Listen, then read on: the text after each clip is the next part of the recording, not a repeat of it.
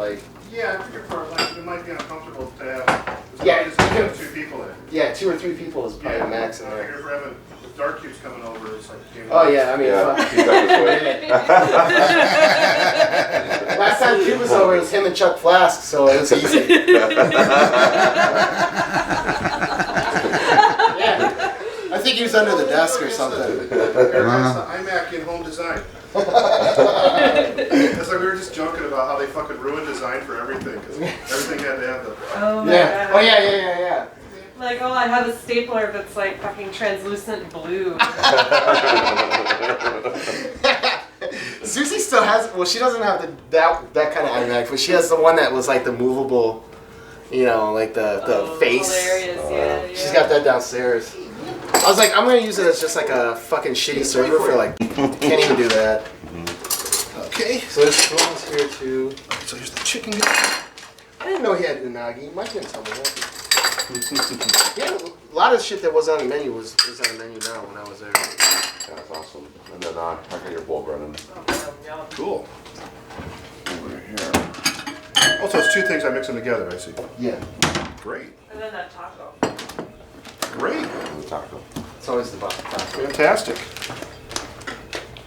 Thanks so much for picking this up. Absolutely. Yeah. Thanks, guys. Yeah, you can move whatever, you know. But yeah, 75,000. I haven't bought Obamacare that I pay for. So I pay like $212 a month, and I have a deductible of $6,500.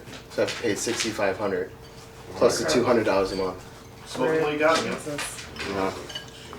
So it's costing me $65. But it's a new year now, and I haven't even started physical therapy. So the deductible resets. Oh, so it's gonna cost you like $13. Oh my God. Hopefully not. I mean, shouldn't you be able to like deal with the hospital on some of it in some way? Like, Yeah, I do minimum payments, but they're like they're minimum, but it's each.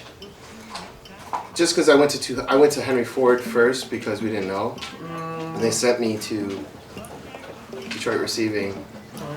But within the hospital, because they're all privatized, within the hospital, there's multiple.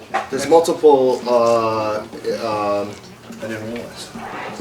A physician's group, a separate doctor on his own, a fucking. So they're, you know, instead of being like, okay, I'll give you guys $75 a month for the rest of my fucking life. Oh my God, it's like no, 75 per each one of these fucking things. No.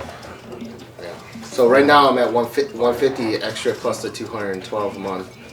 Oh my God. Wow. It's like, dude, it's like rent. Yeah. Or mortgage payment. Oh, it should be free. Exactly. And my mom's a doctor. She's been fighting for that shit forever, you know, to like. Right. That's good though. Mm-hmm.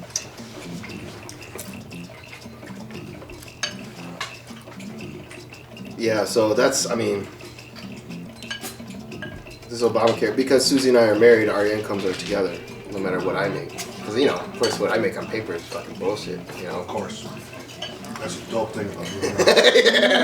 Yeah, but once you get married, you're fucked. And I can't get covered by her insurance because she works for Roots Canada. Oh shit. And they don't have American insurance. They just have it for 4 employees here in the States. God. Yeah. Yeah, I had a friend who used to work for a Canadian company, and he had so much trouble with that shit. Really? Yeah, help yourself with whatever you want. There's lemonade too, man. Yeah, it's right here.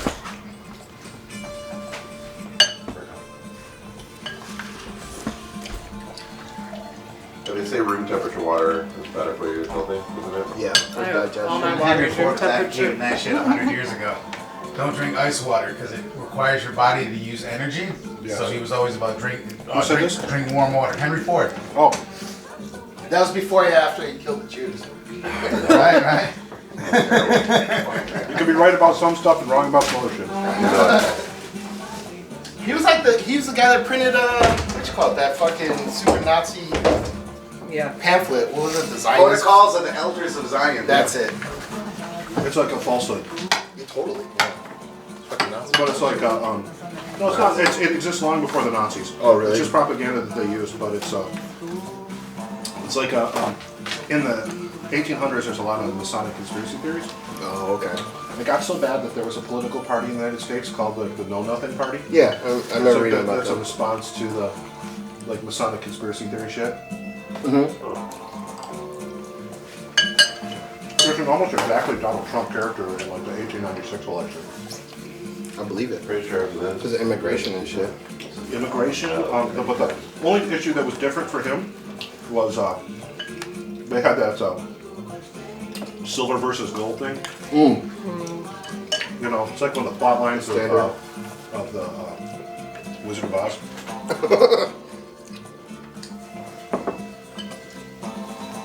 Yeah.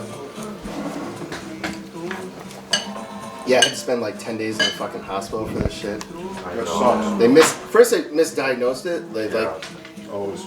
I went in and my shit was so swollen. They're like, okay, you got 2nd degree. See you in 5 days. They bandaged me up. I'm like, man, this shit is hurting more and more. They didn't give me any pain pills because it was Thanksgiving. I had a fucking pint of Jameson inside of me. So they were like, yeah, learn my lesson. So, you know, they gave me some bullshit like 5 milligram Vicodin or whatever. And then I'm like, man, this shit is hurting, man. So I went back in. They're like, oh yeah, you're getting admitted. And they're like, you have a 3rd degree. It's really bad. We need you on antibiotics, blah, blah, blah. So they had me, and then they had to, I don't want to talk about what we eat, but like, yeah, they had to do a bunch of shit, and then it was bad. And then 10 days. The hardest thing about being in a fucking hospital, the nurses were outstanding for the most part. Staff was outstanding, doctors outstanding. My fucking roommates, dude, that I had. Oh my god. This one guy I had, the first guy, he had CLPD, and he sold his oxygen tank because he's a fucking hood rat, right? He can't breathe. He needs to be on oxygen. And he sold it. He lives on Forest, some old guy in his 70s, 60s, and so he didn't want to use his oxygen tank when he was in the hospital too. So he's just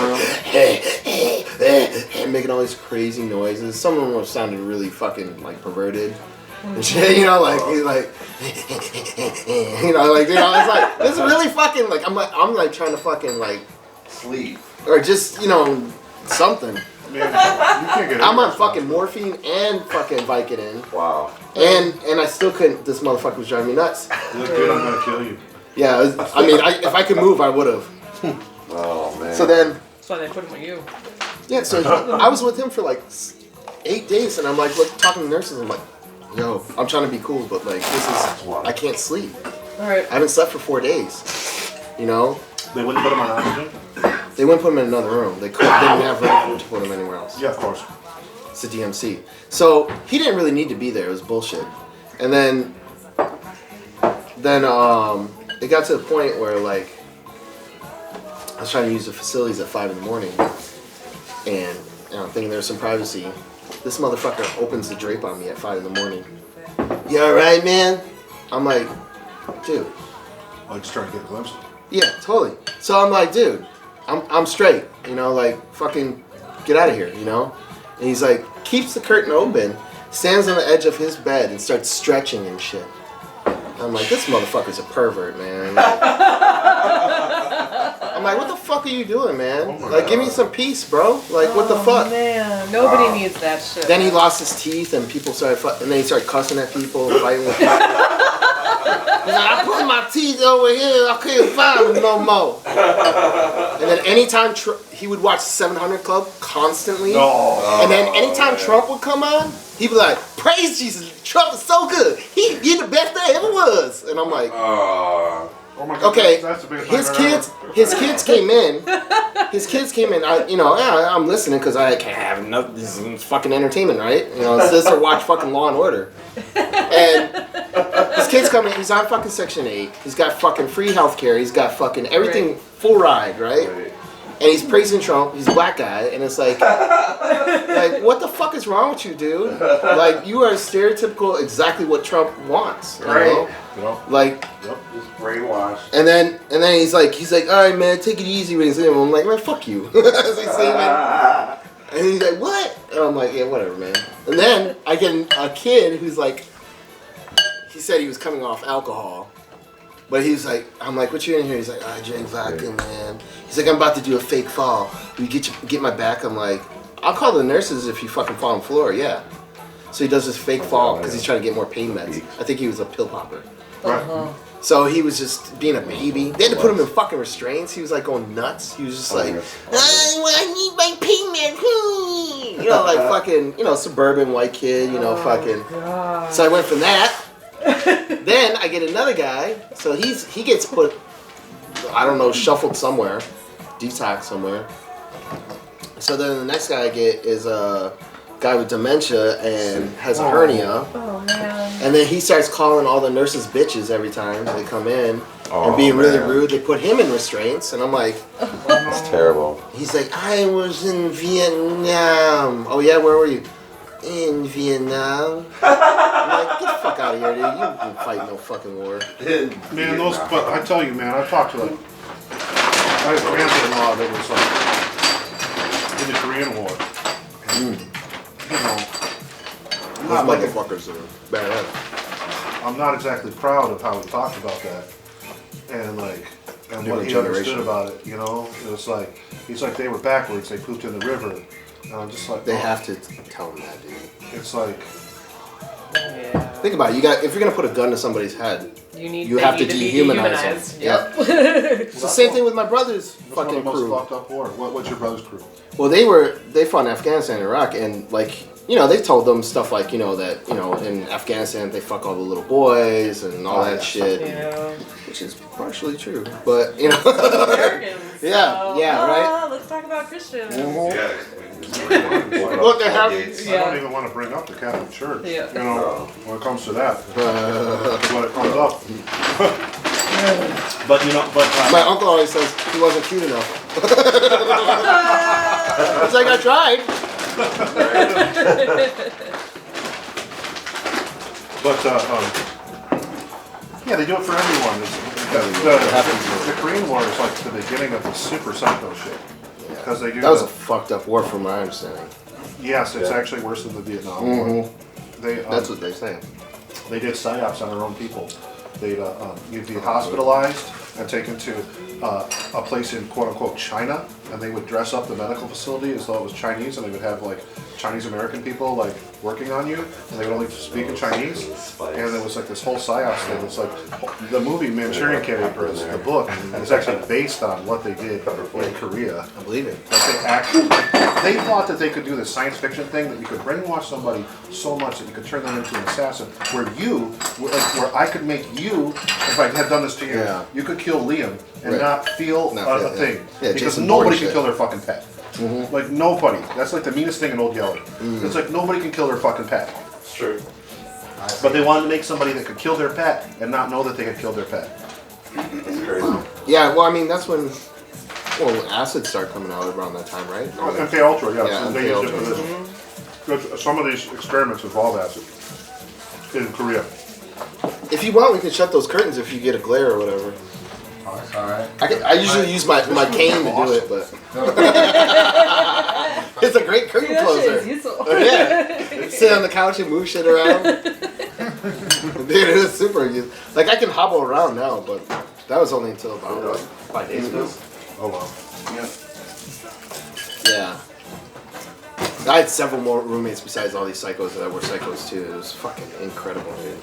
Wow. It was like, and then the next guy I had was like, just crazy violent. No, It's a DMC, so like it's all I know. mostly, you know, if you get shot, that's the best place in the world to go. If you get burned, it's one of the best places to go, I guess. Yeah, I heard their specialties are like those, yeah, like the burns and then Good shot, yeah.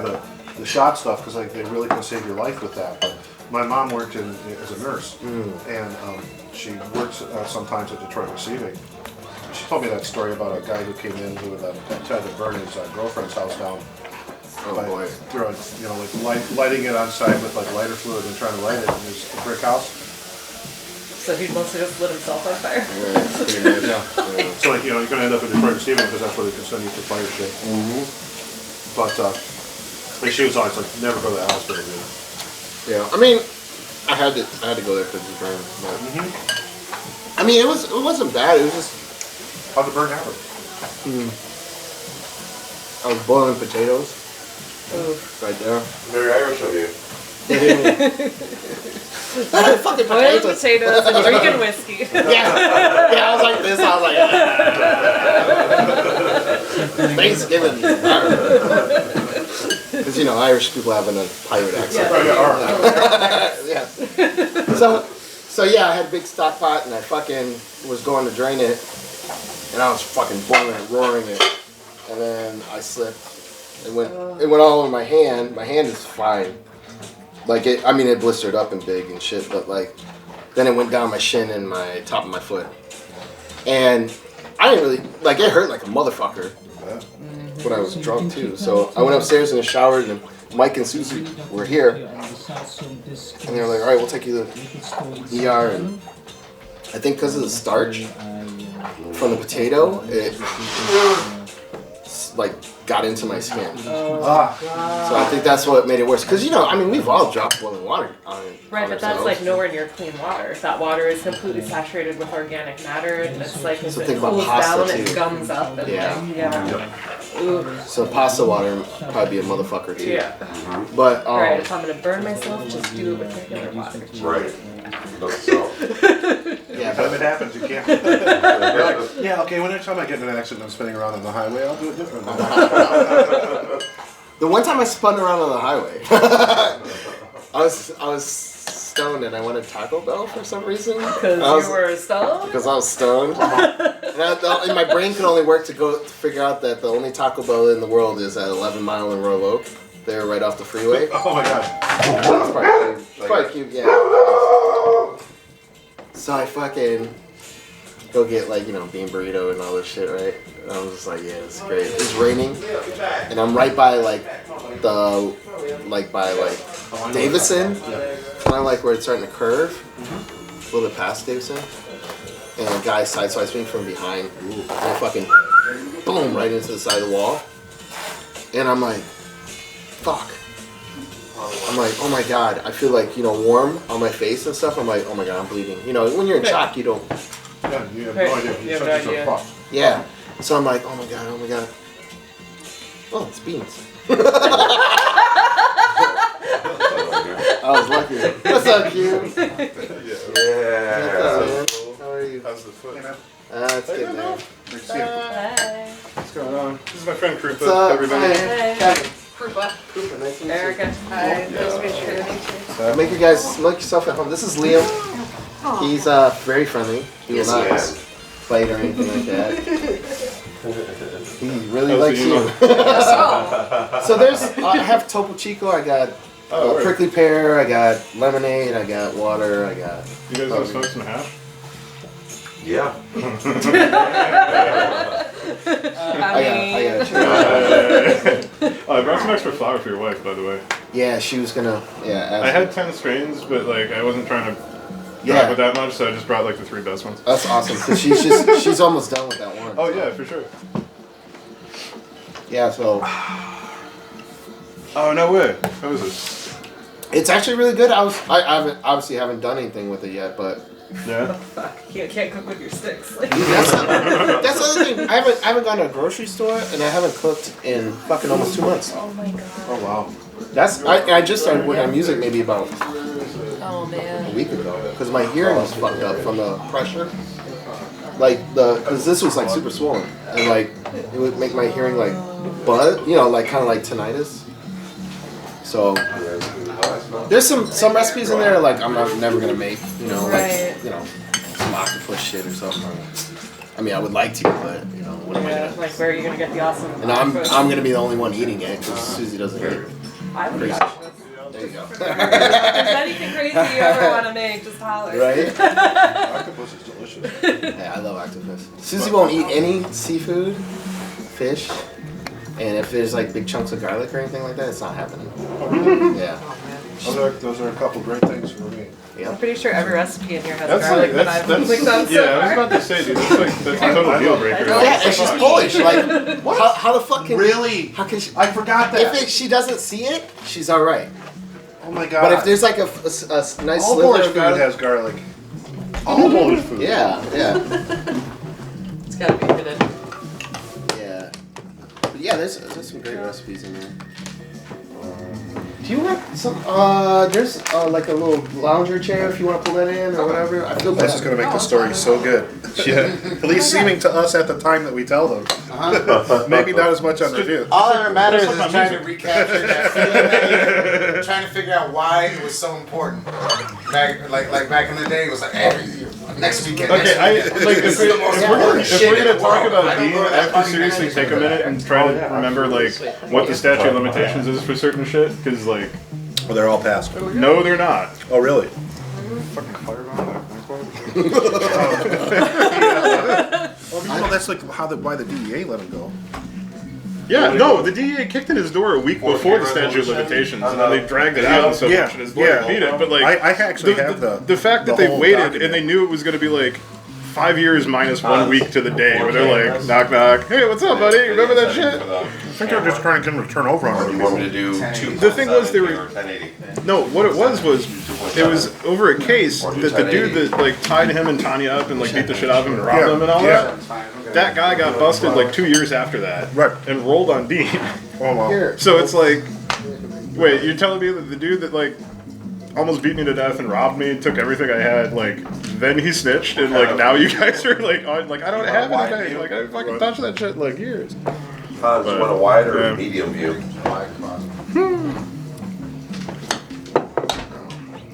Someone wants to sit. I feel bad. There's people here that can like walk. Yeah. I feel weird, you know, like. Don't worry about it. Yeah. We'll I understand. We'll be your hosting assistant. Okay.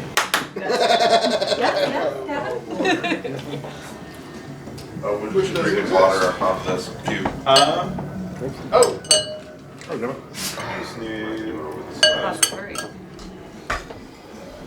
There. I like how he uses daikon in it. More Japanese style curry, lighter. Because a lot of times, you know. Who's the chef? Yeah. Mike. Mike cooks everything usually. Him and William Paul. So good. So good. I'm loving it. You read that on a billboard. What?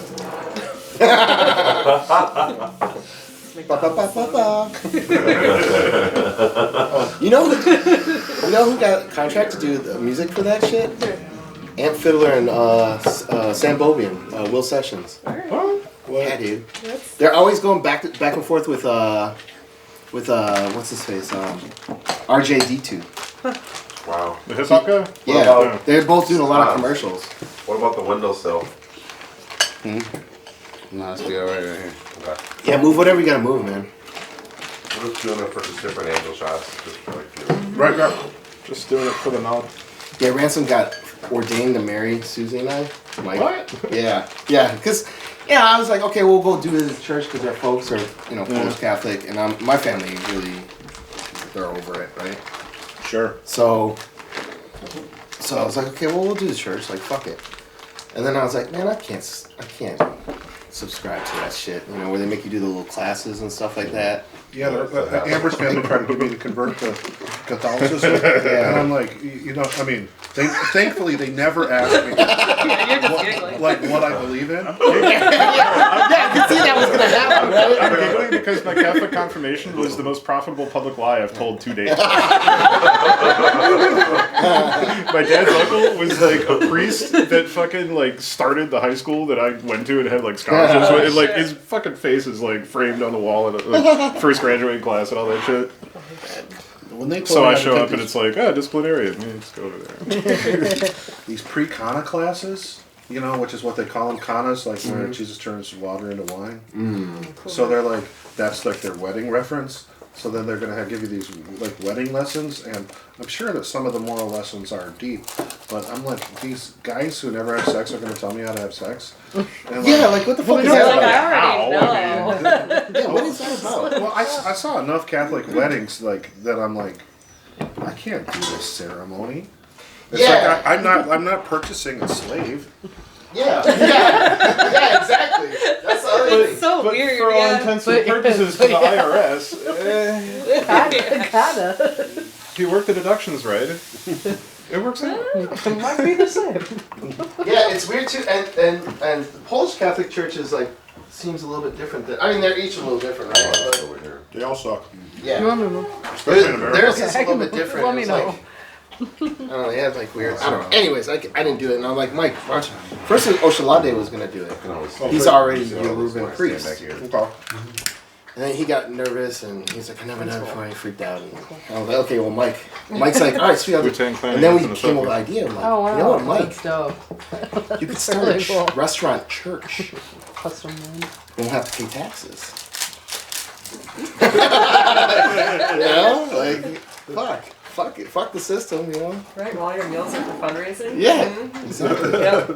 Fundraising for consciousness. Yeah, Yeah. I don't know. It's like I thought about that too. It's like turning the label into like a religion, and like it's like to make it like tax free and all this stuff, nonprofit. Probably get all this crazy shit. Yeah. I'm just like, man, you know the kind of Stuff competition in there the are for belly, stuff nonprofit Yeah. resources in Detroit. Motherfucker. Right. It's like the most vicious shit I ever saw. I can only imagine. I Yeah. started to actually check it out and like met with some like I went to some organizations. 501(c). Yeah, like to see like what do you have to do, and I'm like, this is like the top business in Detroit. Yeah. Is being a nonprofit. You have to have a degree to know how to do it. Like Karen Gage, like she knows all that shit. Like Yeah. fucking RJ from Mission. Yep. He had one that was going for the clubhouse. Yeah, that's in right. Hamtramck, or That's in right. Eastern Market and shit. That's right. I forgot about that.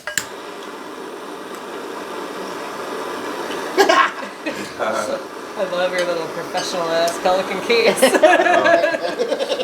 Well, you know, Is there a 606 under there somewhere? And a kid had you could buy free 606s for the cost of this big. That's the problem. like a kid had a pelican. Like the kid was like one of the guys I know is like he just dabbed and he was like I see him and he's like, hey, what's up, brother? I'm like, what's up? He goes, oh, I just dabbed, and I'm like, oh yeah, where? That takes me to the guy, and the guy's like, "No, man, I just packed up. I'm about to leave." And he's like, "No, this is the one guy in the club you actually want to smoke down." He's like, "Why?" He's like, "Oh, he's like playing." He's like right next. He's like, "Oh," he's like, "Wait, but oh," and then he's like, pulls out his Pelican case. Sets it Fuck, does anybody have any Q-tips? No, seriously, does anybody have any Q-tips? Yeah, I do. Oh shit, they're all the way upstairs. All right. You ever grab them? Well, they're kind of like they're way up in my bedroom. And whatever. I can get it.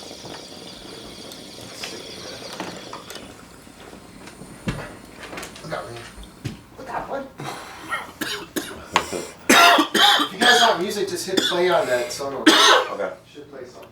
We know you just hit play, Kevin. Oh, That's shit. what she said. Just hits that space bar. Oh shit. Good. There you go. Gotta eat. I really appreciate you guys taking the time out to do this. No worries, Drew. Sorry if I was an asshole on the phone earlier. No, I could but tell was you just were at annoyed. work and like Yeah, I can tell you're still at work. I wasn't high, so. And that too. That's all. Dude. That's all it is. Do you notice I don't really come over to your house unless I'm already like 3 days asleep because I know your dog's gonna be there. I know. And I knew a dog was gonna be here. Dogs make you nervous?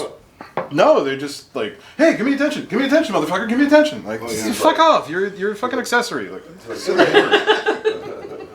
I grew up around dogs. I can't do it again. Every time I think I miss them, I'm like, you know how much work that is? It's so much work. I'm like, dude, That's why I I keep just sending you links to cats. I just spend like 2 hours a day like walking dogs. oh yeah, did you? That's not even the Oh, feeding he's part. running upstairs. I looked at Shiba Inus and they said that if they get out of their kennel, there's no physical way to catch them. Because they just bounce around and like No, run. they're faster Yeah. than humans.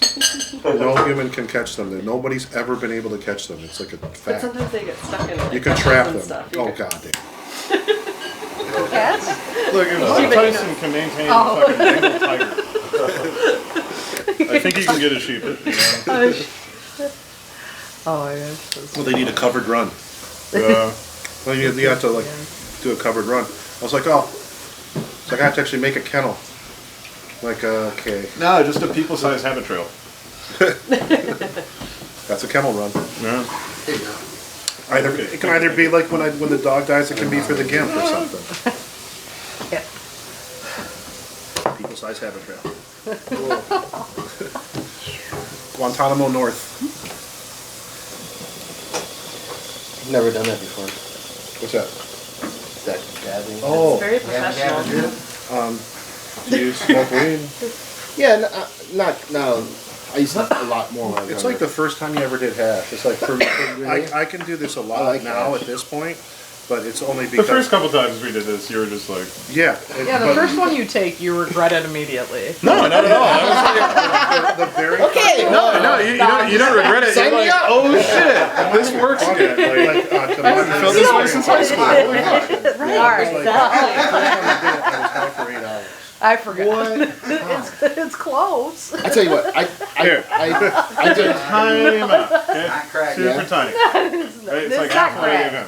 It's not crack. No, because if I Here's gotta the thing. talk, I don't want to be like, blah, blah, blah, blah, you know. Just take one drag and don't hold it in. But you gotta taste it. I'll wait till another time where it's like Okay. party Or just mode. wait until we're done talking. Yeah, some yeah, shit, maybe, and yeah, I'll that get you might be like good. super fucking hot. Because I ate one piece of your chocolate, of that chocolate bar, and I was like, fuck, man, I'm fucking really hot. One little fucking square. Yeah. And I'm like, motherfucker. Susie's like, calm the fuck down, dude. I'm like, I used to fucking There take is. massive hits No, of there's acid and like, and all of a There's a sudden Servita now it's sticker. like, on there. I have the IT sticker on Or your one of guy, my I'm like, phones. oh, okay. And it's also in my suitcase and two of my record crates Oh, and Mike- a Mike Pelican have that I keep in 303. Yeah. They're very unique taste. Full support, motherfucker. Anna's. Yeah, I got a Pelican for my 303. I just ordered my my set of the Re303 boards and like all the good for LP digestion. coils and like all the new old Fennel parts. and Anna's are good for Oh, that. you seen that? No, it's just, Okay, you know that dude from the UK, there's Dinsink? like an Indian. Yes. Yeah, mouth so freshener thing basically, after you the way eat Yeah. Indian that, food, you'll have you that. know the way Yeah. they did the It's yachts just for the fennel 808? Like they seeds, took a like, fucking chew on. 808, If you have Same it, soldered all the idea, yeah. parts, oh really? Here. Yeah, I have one. and then, fuck. Got it. Sweet, thank you. Oh, you got it, okay. If you Basically, ever have like a stomach ache, Like what they if you did for the just do Yocto that, 808 that I have helps. is they took an 808, took all the parts off the board, like desoldered it all, stripped the whole board, x-rayed the fucking thing, and then retraced all the circuit schematics and made like a one-to-one copy, right? right. And then they modified it a little bit to put like a new microcontroller and all that. Yeah. So You got basically, that dude Dinsink did the same fucking thing with the I'm just gonna get some 303. new water. So for like the equivalent of like $250 in Swedish kroner, which is like 8,200 kroner, right? I got the set of the boards, all the pots, all the coils, all the custom jacks with the fucking weird switch and all that, basically everything except for the discrete parts. Okay. And if you have a 303 with a busted circuit board, if you have a it's basically like the guts of a real one-to-one circuit copy will fit in the original plastic fucking case 303. Like you can get the board for it now. That's amazing. The dude made it and like he just prints it and like I'm watching people make their own 303s and just have like basically just a box with knobs. And they're just, I think it's a similar concept of saying like the board. this is a one-to-one like Oh, okay. reverse engineered clone. Like Right. like if you had a 303 and like you fucking sat on it and you broke the circuit board in half, right? You could desolder all those parts and solder all them into this board and then put the board back in the case and it would be fucking dead Wow. nuts. You would not be able to tell. I'd be Dead really nuts interested out. in like a 303 that where you could use the Roland technology to do the Zox box dual Oscillator shit? Yeah, you can. It's called the devilfish. But the devilfish sounds like shit. I hate Well, that thing. you could have altitude do it right. Yeah, I've never heard of devil. Like, and I've never heard somebody with a devilfish 303 where I'm I like the board where, mods, where, but where I'm like that's awesome. It's like when I played. If you want to do on. that, just get Dinsink's. He makes like all the 303 like stages, like the filter, the oscillator, all that shit. He makes them in like 54 HP fucking Eurorack modules, and they're all patchable and shit. It's all like standard CB. So like, I don't know what it's called. If you want just Yeah, so like the filter of the 303 and like patch it and like do all Pull that up shit. this page, so I like, and then so I can have this link. It's dinsink.info. Yeah, I played on Arthur Oskin's modded, Oh, fuck, I'm sorry, that was his. 808. I already gave you Yeah, a you five just back. gave me That shit I'm like, was oh. I'll do a double. It was a modded 808, Arthur Arskin up in Toronto. He has the Harvey. Man, I fucking hated that thing, dude. Yeah? I was like, why is the bass all kick all, blah, blah, blah, blah, blah, you know, like all. Yeah. Well, I Standard and shit. had Raph do like the full set of Devilfish mods and then a couple extra ones to my Yocto, but I had him make all the mods switchable. So like, yeah, there's like 20 extra knobs on the thing, but next to every knob is a fucking switch, and you can just go back to stock, and it's like dead stock. Yeah, that's smart. Yeah. Yeah. For sure.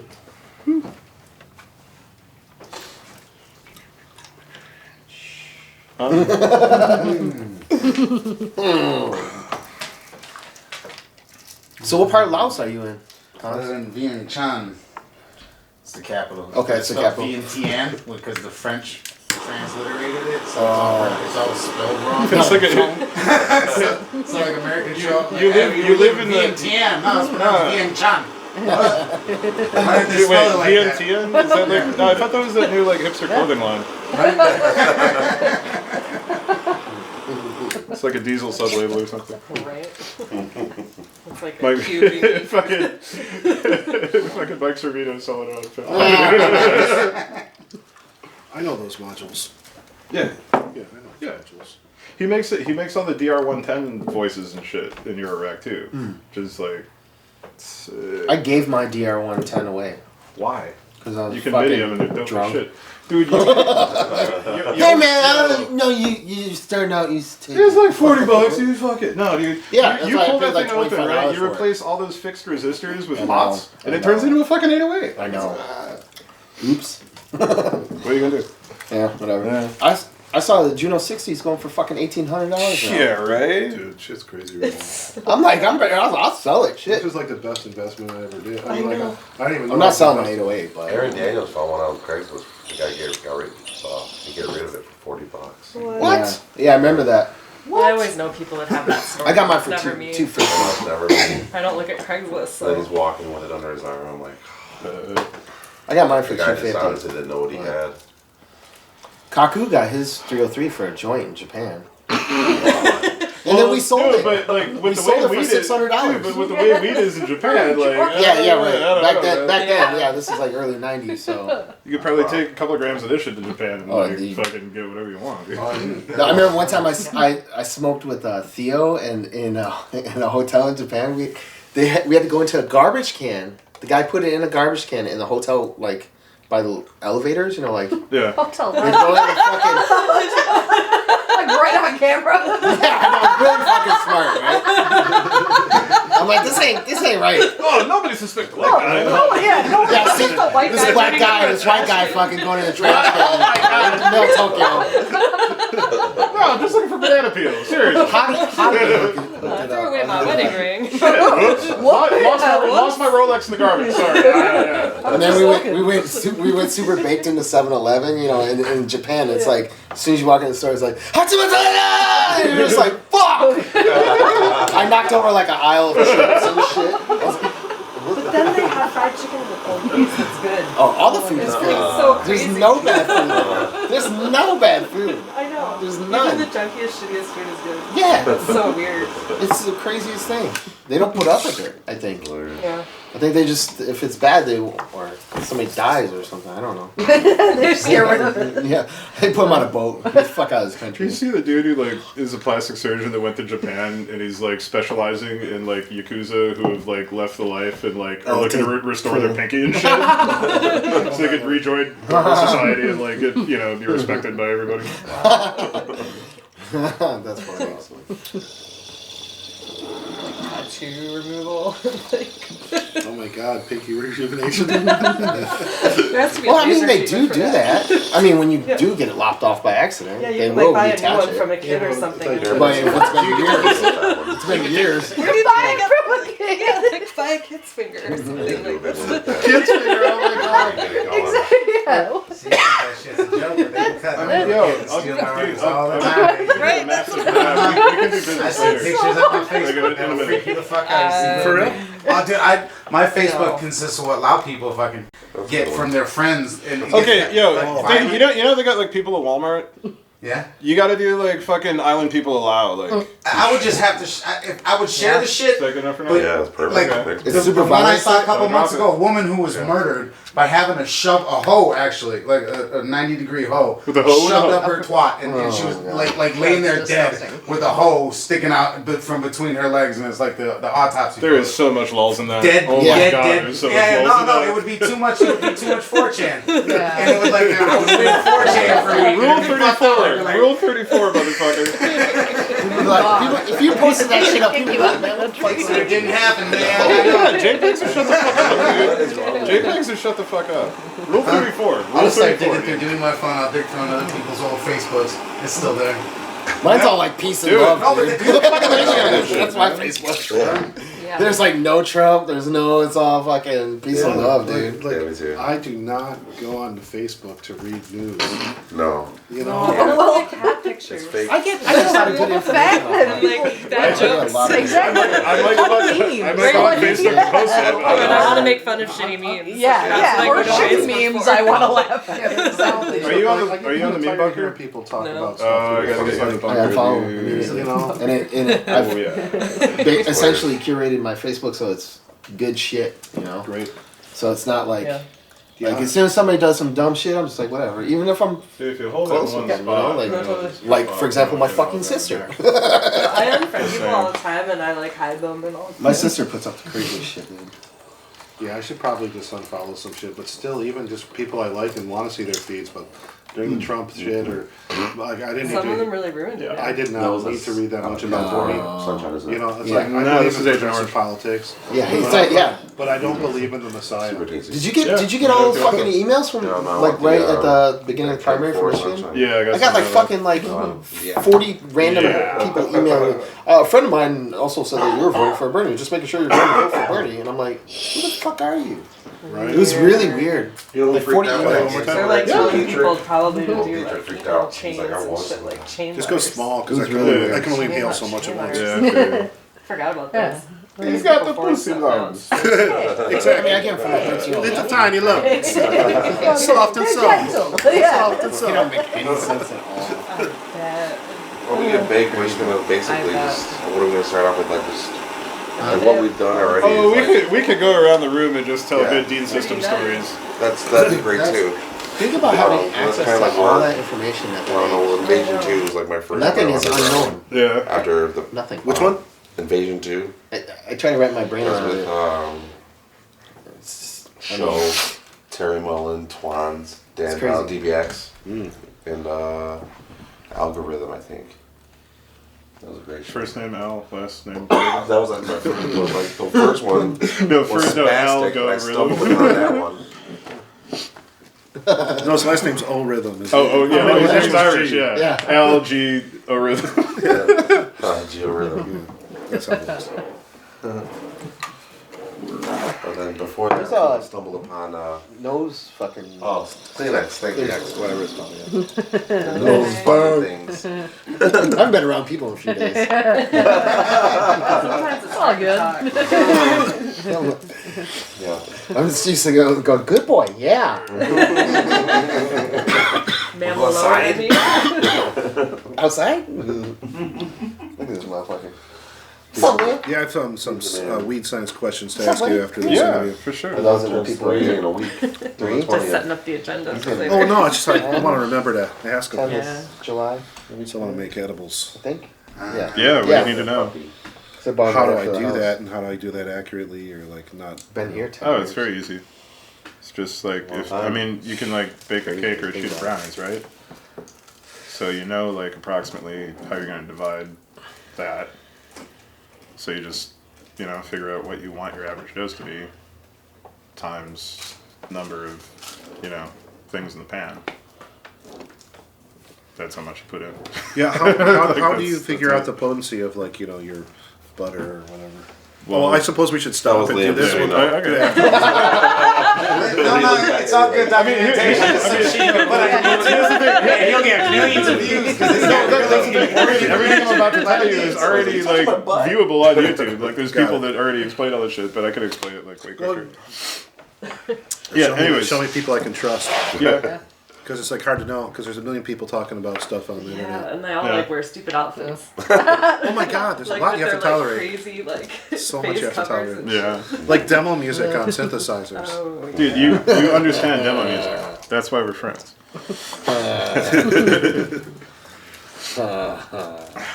Impulse track code. Yeah, I was about to buy one of those little FM Give me a the one. Volcos today. Seriously? Okay. Yeah, I mean, you know, I Jeez. mean, I don't have an FM synth. I sold my old Yamaha Dude, one. yo, if you want an FM synth, get a Preen. A what? A Preen FM. Ooh, I don't know that one. Trust me, it's a kit. Oh, okay. But if you need somebody to build, you can get them pre-built. You can. I don't even know if they're making the kits anymore, but you can probably find one online. You don't think somewhere. that Volca one is? I mean, I know you own some Volcos and you said they sucked, right? I The went Volca? through a couple pretty quick. I have one Volca, and it's just like, It's whatever. It's like The it's, one that does it's bass, I've heard people The say kick? good things about. Oh, the bass one? Yeah, I've heard people say okay things about it. The FM one And then like seems to be pretty cool. Weren't they giving out that I like, when wouldn't you were fuck with buying the something for a sampler, while? though. Weren't they giving out one of those SQ things? It's like kind of like it's a vocal box with knobs. It's a sequencer. It's like a knob sequencer. Oh, that's That's just a little like one-channel CV gate sequencer. Those things are the shit. It's like $70. Like, Yeah, super cheap. Really? Yeah. Like scrap that thing to the top of your wall. I really don't have Yeah, much it doesn't synth suck. stuff, so. But, It's cool shit. yeah, I don't know. I was just like, okay, $170, this cost of a fucking plug-in. Like, I don't know. Like, Wait, you maybe pay for software? Well, stuff that I use professionally. Right. I buy all my stuff. I end up give buying Native it. Instruments Yeah. so much money. But I Dude, I added up how many for those expansion packs for the machine. I added it up one day, $2,200. Yeah, you probably like- have all of them, don't you? Yeah, almost all of them. Yeah, Took in me $50 increments. But I get them for 25 because I wait for the e-vouchers. Oh yeah, I mean I blow through those too. I get them in about Sometimes 2.5 minutes. Sometimes, on 600 sometimes I megabyte get it for cable. half off, but most of the time he's just like, gotta have it, gotta have it, gotta have it. 50 Like I bucks, use 50 that bucks. shit. But it's so good. But you know, like So your main good. stuff, I like to pay for it just because it creates a job and blah blah blah. Yeah. You know, Yeah. movies no. Fuck Pro Tools. And fuck Pro Tools. Fuck Pro Tools. and like fuck the Adobe one. and fuck Fuck, Microsoft. yeah. and, like, Those that type Fuck of shit. all that yeah. shit. Yeah, fuck all that shit. But if it's like some independent Yeah, shit totally. or something that I know people work at, yeah. I buy programs. see, I support things. That's I view it as a political act. You know, or in a selfish way, if I want something to continue, you have to give I them better money. put some money towards it. Well, That's just how I see it. corporations, You know, Sure. corporations I are will- people and money is speech, right? So that works both ways, right? Yeah. I vote with bullets and dollars because those are the only two things that actually work. So, Okay. okay. We're all nice and toasty now? Working on it. Okay. Are you guys warm enough? Should I turn up the heat?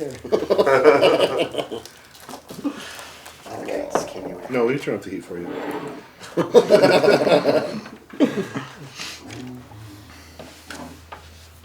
So where's your house at now? Are you still in Southwest or No, I had to leave that. you had to get out of there? Yeah, it was modified my life, health. It turns out it had Black mold or? yeah, and also it had it had been wrapped in this paper like sometime in the 40s, where they took the siding off and they put this paper on. That's supposed to be flame retardant. And it's like I looked it up and it's like this really famous Asbestos. yeah, the third floor had asbestos. Oh, fuck. In the like it had the asbestos like plaster. It was that old. Oh my god. So it was a really like a why is this place still standing? I don't type of thing. Okay. Okay. So you had to walk away. Literally. It was like an walk away from illusion. It looked right. Yeah. You know. That sucks, man. That's why I wanted an older house, but like I was like, well, fuck new construction. My mom's like, just get a fucking new it's house. cool. You can just sell it to somebody that's trying to gentrify the neighborhood, and then it's their fucking problem. Right. Exactly. Exactly. Like the property value here jumped incredibly, like almost double. Great. Yeah, that's because white girls on bicycles ride by, and so the property value goes like that. They like everybody wants one. yeah. Look it. Or cupcake shop. So I moved over to Boston. Yeah. Okay. No, more like Okay. a crepe place. Like in Boston, Edison? Or? Yeah, yeah. Okay. At the exact like Jenny's old house. no, way better. Like the Way better. He You was got in any fake Chicago. silicone tits in the drawer? Chicken cutlet. Yeah, chicken cut. Remember that shit? Yeah, I do. Anyways. Yeah.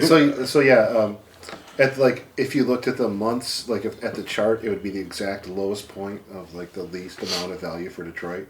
It's like so bad that I was like, why even do it? You know? Yeah. Like. Is it alright if I take another? It worked out though. My bad. I'm sorry. I forgot that. It worked out moving. I love the place. I'm just now coming out of the PTSD that was related to that previous Yeah, episode, like, or whatever kinda word you want to put on it, but Yeah. like the, like I'm just coming out of shock from that because it was like now I can see my place rather than just this place is not attacking me.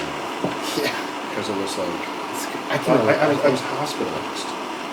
Fucking hell, man. I got like scars on my body from like how it caused my body. Jesus Christ. When the school I went to when I was So a what kid, kind of lawsuit you got going? there ain't nobody to sue. Ain't nobody to sue, right? Yeah, I mean, you can only sue somebody that has something, right? Right. Like my basement fucking started leaking after 5 years after owning this house, and the builder went out of fucking business. So who the fuck can I sue? The title company? They went out of business. The inspector, you know? Like, There was no inspector. Oh man. Dude, I didn't have a fucking water meter until last year. So now you have to pay for water. Now I have to pay for water. The one thing I was getting over on. The one thing. God damn it. They came by and they were like, yo, we're going to turn your shit off because we have to install this Wi-Fi bullshit. And I'm like, alright. Oh yeah, cool. that thing. Yeah. Oh, if you want to... We'll talk later. No, you know who helped me? I was The camera's on you now. I was freaking The camera's on you now. Well, I'm not ready to disclose that publicly. I was freaking out, but you know who helped me out was because I was like, oh, I don't want to go on the road and come back and my fucking wire shut off and pipes burst or whatever, And Mark, Detroit Love. Yeah. He worked. Yeah, for he the used water to work for department. DWS. Yeah. So he was like, let me pull up your shit. And he was like, yeah, we just never installed the meter, dude. Just don't say anything. Alright, bet. Shit. You know? He's like, they can't go retroactive on you because they have no way of proving that. You'd be like, no, man, I moved to the city. I thought water comes to the house. What the Detroit, fuck? they'd be like, $10,000, you know. And you know, everybody that they tried to do that with would be like, dude, I thought it came with the place. Like, Yeah. They did that to I don't got Derek. 10 grand. Fuck you. Imagine. They did that to Derek. They dug up the whole fucking street. Yeah. Because he was like, don't let him in. And they dug up the outside of the fucking in front of Transmat and went down under and fucking turned off like the water. Threatened to turn it off. Why didn't he just pay them? Because it was like 10 G's. But Is that like a decade of not paying them? Or yeah, basically. Because Because we were told never let the gas man or the fucking water dude in. And he didn't even own the place. Dude, he was renting Detroit it. stories, dude. They were out there with a fucking. Well, these are the Detroit stories we don't tell outside of Detroit. Well. I believe everybody at this table might have a story about getting chased with Eddie Fawkes and a pistol. Well, I have Dean's tellings of apparently a couple times. Yeah. That dude's changed though. Huh? That dude has changed big Really? time since he had that heart attack. No shit. He wouldn't shake my hand back in the day. Who you talking about? Folks. Oh yeah. He's like, what you work at? You work at CCS? No, I'm working at Transmat, motherfucker. The fuck you think I am? Some art student? Man. Yeah, he wouldn't shake my hand 2 times he played on my stage. Wow. I literally did this and he would just Walk right by. walk. I'm like, not like look at me and start talking to me about some shit, and I'm like, all right, I'm not gonna help you out. And then this time, he was like, he had a heart attack or some shit, and he was like, can I get a stool and all this? And I'm like, yeah, all right. He had a white doctor. That was probably what it was. Yeah, that's what changed him. Like, it's like, oh, dude, the devil won't steal my soul out through the contact with my soul. Oh, Lord. Yeah, so he all of a sudden, then he came up to me after a TV, like 2 weeks or 3 weeks after the festival, or a month or something, and it was like, hey, you did a really good job. I really appreciate you, you know, and I'm like, holy fuck. Change of heart, man. And maybe it's like those people when they like have a stroke and shit and they wake up and it's like, oh, I know Japanese now. Fuck. Yeah. Yeah, how the fuck does that work? Or that one, what was that one artist that happened to? That one artist that had like a head The injury? guy from Amsterdam? All these fucked up people that have strokes. Aardvark or something? Yeah. I forget his name. He was like down with like the I don't whole really like, not the Broken Beat guys, but the like I know what you mean. Rush Hour Records. Yeah, yeah. And he had like a head injury, and he used to make like really bad like trance music before, and then he had a head injury, and then he started making like really good music.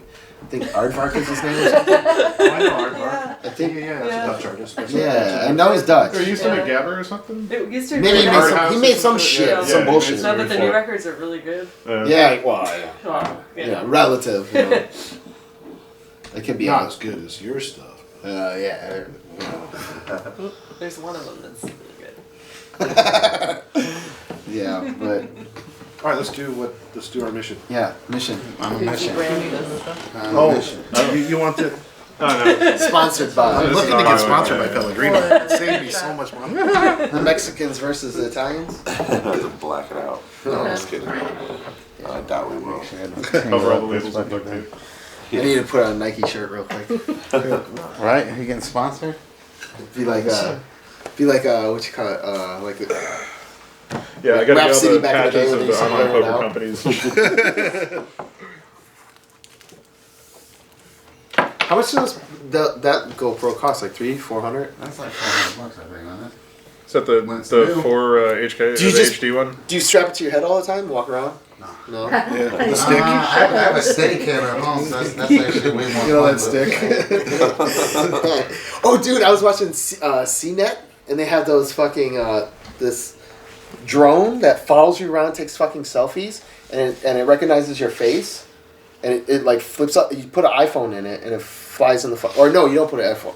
It connects to your That iPhone. sounds crazy putting your iPhone in that. Like, Yeah. No, it's like I'm wrong. It looks like an iPhone. It looks like an iPhone. That Seals. size is about the size Yeah. of the big iPhone, and it I saw flips it. open, It's and like then a it book, and then goes- and then it just follows you around, taking fucking photos of you. Whoa, I see It's, that. I'm, they don't want to call it a selfie thing, but it is. You know. well, Like, let's call it Skynet. Yeah. yeah, right. But can you imagine that some asshole walking by you, zzz, fucking flying, taking pictures of himself?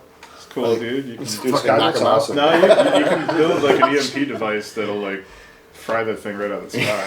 Yeah, I bet. What does that do to your body? Or just carry a net. What happens to Yeah, your body right? during like a... Like, you see Kaku running around with a fishing net and shit? Yeah. Oh god, another Phantom. There's a couple, like, yeah, does that fuck you up? Yeah, probably. It probably What? like ruins your pacemaker and shit. What? Like a Herf gun? No, like if a EMP. Like, Yeah, Herf gun. Yeah.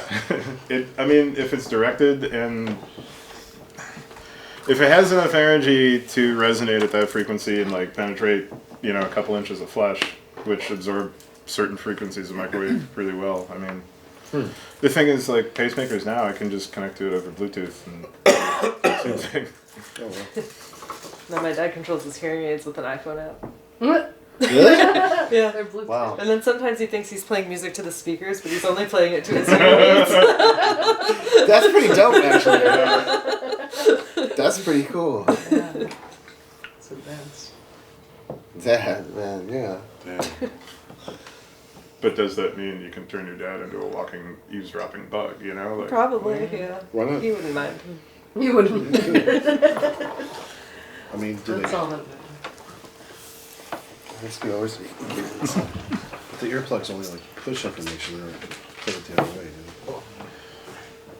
Who knows? there could be a debug register, like, So who's fucking running this I mean, interview? there's one on each side of your head. Or should I get? What's up, Susie? Everybody, it's my wife, Susie. She comes around every once in a while.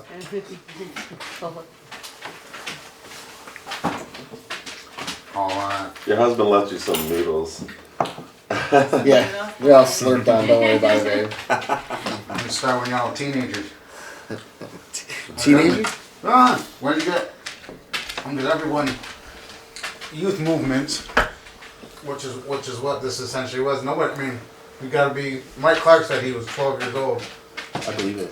First time he started going to shit. I saw it from 1983. He's got some video from fucking On VHS. VHS tape from WJLB with Lisa, like 22 years old. Wow. Well, Super young you've seen the woman. YouTube video, like, Mills is the wizard from Cheeks in like 86 or 87. Yeah. And it's all like... No, it's like 84. Was it 84? Yeah, because it's got the Olympics. Oh, yeah. Somebody's got an That's Olympic right. ring. That's right. Oh, really? It was like the best like shitty video I've never editing, seen that. like pre-video toaster. Like Oh, it's got this part where he puts on his sunglasses and it's like it's like it's glitched before glitched was like a thing. It's just like shitty And it was, like, VHS editing. perfect. It was like da-da-da-da-da, like oh he's so cool, the Flash, the Wiz, Yeah. you know, like yeah, he comes into the place. He's got like his varsity jacket over his shoulder. yeah. with the wizard Where sweatshirt. you know like doing the and the sun, you know the Ray saw Bans like that fall down. Black and shit. frat party. He's scratching like what is a DJ? Oh yeah. You know, Yeah.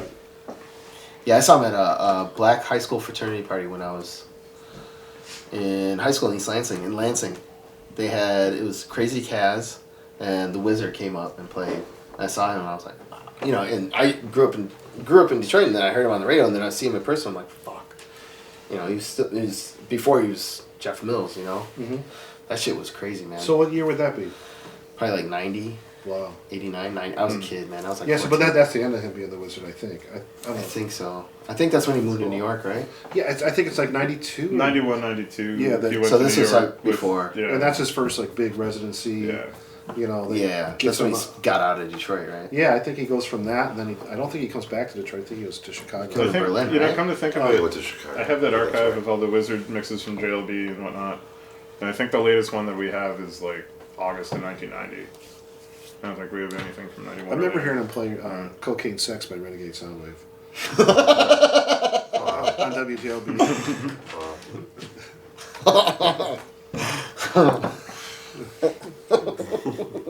Yeah, those are radio. I mean, like taping those Yeah, radio we used to tapes. tape those all the time, Yeah. man. It's Yeah, that's all I got. Susie used to tape them too. see, I started going out like when I was. We probably all did start going out when we were like 15 or 16 or something. I started going out when I was 15. Who put you on though? Like who? Like was it a friend that like invited you out that said, "Hey, there's something I want to, there's this thing going on," or did you? Yeah. Yeah. It's like I was at Yeah. a store, like Harmony House, like when record stores existed. Yeah. I And remember that house. I was looking through records, and I was in the section of like where he liked all the records too, and he's like, "Hey, do you know about this stuff?" And I was like, "No." And he's like, "Here's where we can get you a fake ID." I'm like, "Cool." I mean, he's a nice guy. He took me to like, he showed me how to do that, and You then go to Bob's on the It was contest. Bob's Photoshop. Bob's photo. Yeah, we had one in Lansing too. Yeah. yeah, it's like, I mean, mine was hilarious. It was like a library ID. They called it. So, like the photo International was driver's higher license. than, like the photo was like higher than like the paper. You know, it was like laminated. Yeah. Laminated very That's all it well. takes. I mean, I think it was Laminated something like machine. $12 or something. Yeah. But yeah, that would get me into like City Industry. Club and so, like Same 3/4 of fun. so. Well, when I got like high school age, I went to the Music Institute opened, so I started going to the Music Institute at 1315 Broadway, and then it moved up the street to 1515 Broadway. As far as like I think that's the direction it went.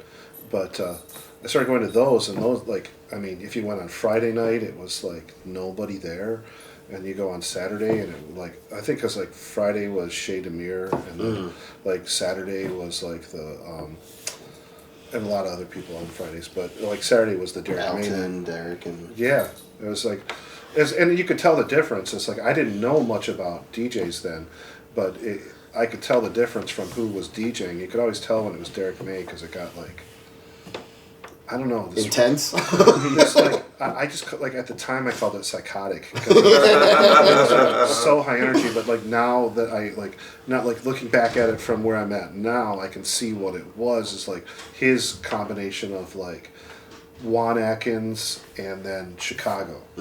You know, like the twin forces of like the deepness of Larry Heard and like Ron Hardy. the insanity of like Ron Hardy, and then like the records that came out on Music and Warehouse that are related to those concepts. You know, like that kind of energy.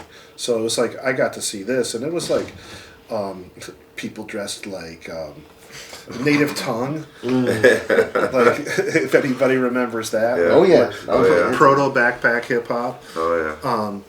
That's where I came from. Was from that kind of I was straight into hip hop. Yeah. And then I didn't get into quote unquote techno until I was 18. It was weird for me to go to like all like no voices night. Yeah. You know? Like I had never done that before. Like I didn't even know that was possible. And then like I remember seeing like Derek May play Flashlight by Parliament, you know, I'm like, finally a song I know. But then he like, Ron Hardy did and like did like, you know, I'd never heard like somebody do the isolator type of thing, you know, and it's like for a while he did just the bass, but the way he went through the different sounds was like, I'm like, that can be done? Yeah. You know, it was like one of those moments when, you know, like when you first heard dub reggae or something and you're like, you can do that? You know, like the song can deconstruct right in the middle of it. Like more songs should do that. Right. Like they should do that in every genre. Right. You know? Right. It's keep like, going. You know, just to, when you understand these concepts, it's like, so like, what I'm like, oh, that's part of what he's doing, and like just the weird classics that he played, watching people run up the wall and flip, like, you know, like it was weird, but it was just proto parkour. But it was this different vibe. It was like, because when out of town, some people say to me, "Isn't like Detroit techno?" Like I thought it was all ghetto, and I'm like. I'm like, wow, it's the exact opposite. Right. You know, it's like, did you not know that there was a black middle class? Right. Like, right. Yeah. Like it's wild. Yeah, it's. I mean, that's like intense to have to like. But what I saw there was this like black middle and upper class, and then like white, like the same type of people that would have like if Bauhaus existed that year would have been at the Bauhaus show. You know, it was a cool mix, and it was like it wasn't. There was a mix between gay and straight, you know, too, which you don't see as much now. Like during like the rave era, it was still like really like the crowd was the same, except it steered like towards more suburban people coming in to escape their worlds, you know, and you know get to something more exciting. It's like it had this outlaw feeling, you know, that I don't know. It's like it was this really great mix, like it was. It seems like racially, culturally, sexually, right? like viewpoints. People just right. It seems like it has disappeared, but like you go to New York and you'll definitely feel that. You'll still get that vibe in certain parties where like the gay community is strong there. But here, not so much. Right. But here, you're right. It's not so much anymore. I don't know. They just basically have it in the. I think it's starting to happen again though with Grenadier. Oh, absolutely. You know, I think that is that's exactly. the start of it so, again. You know, Absolutely. It goes in cycles. You know, everything goes in cycles. Oh yeah, no. I mean, it's like I think it's a part of what we do. It's what this is about. So those art school kids just graduated, which is great. Yeah. This is what we're talking about. This is what we want. We're trying to get it. This is what we want. Yeah. We're trying to talk about from then to like what we're doing now and what's available to us now. And, you know, from what we took chances back then, our old spots, 13, 15, you know, all that stuff. To like now, these are our new spots. Grenadier, you know, the work still after 20 years still is one of those spots that we still rely on. That like we still party late night. Well, and Tangent Gallery. Yeah, Tangent exactly. Where all these we're gonna like touch that on. Place has gone through so much. Right, and we were already like gone around and like drove by all the old spots except for like Timbo's because it burned down, and we even we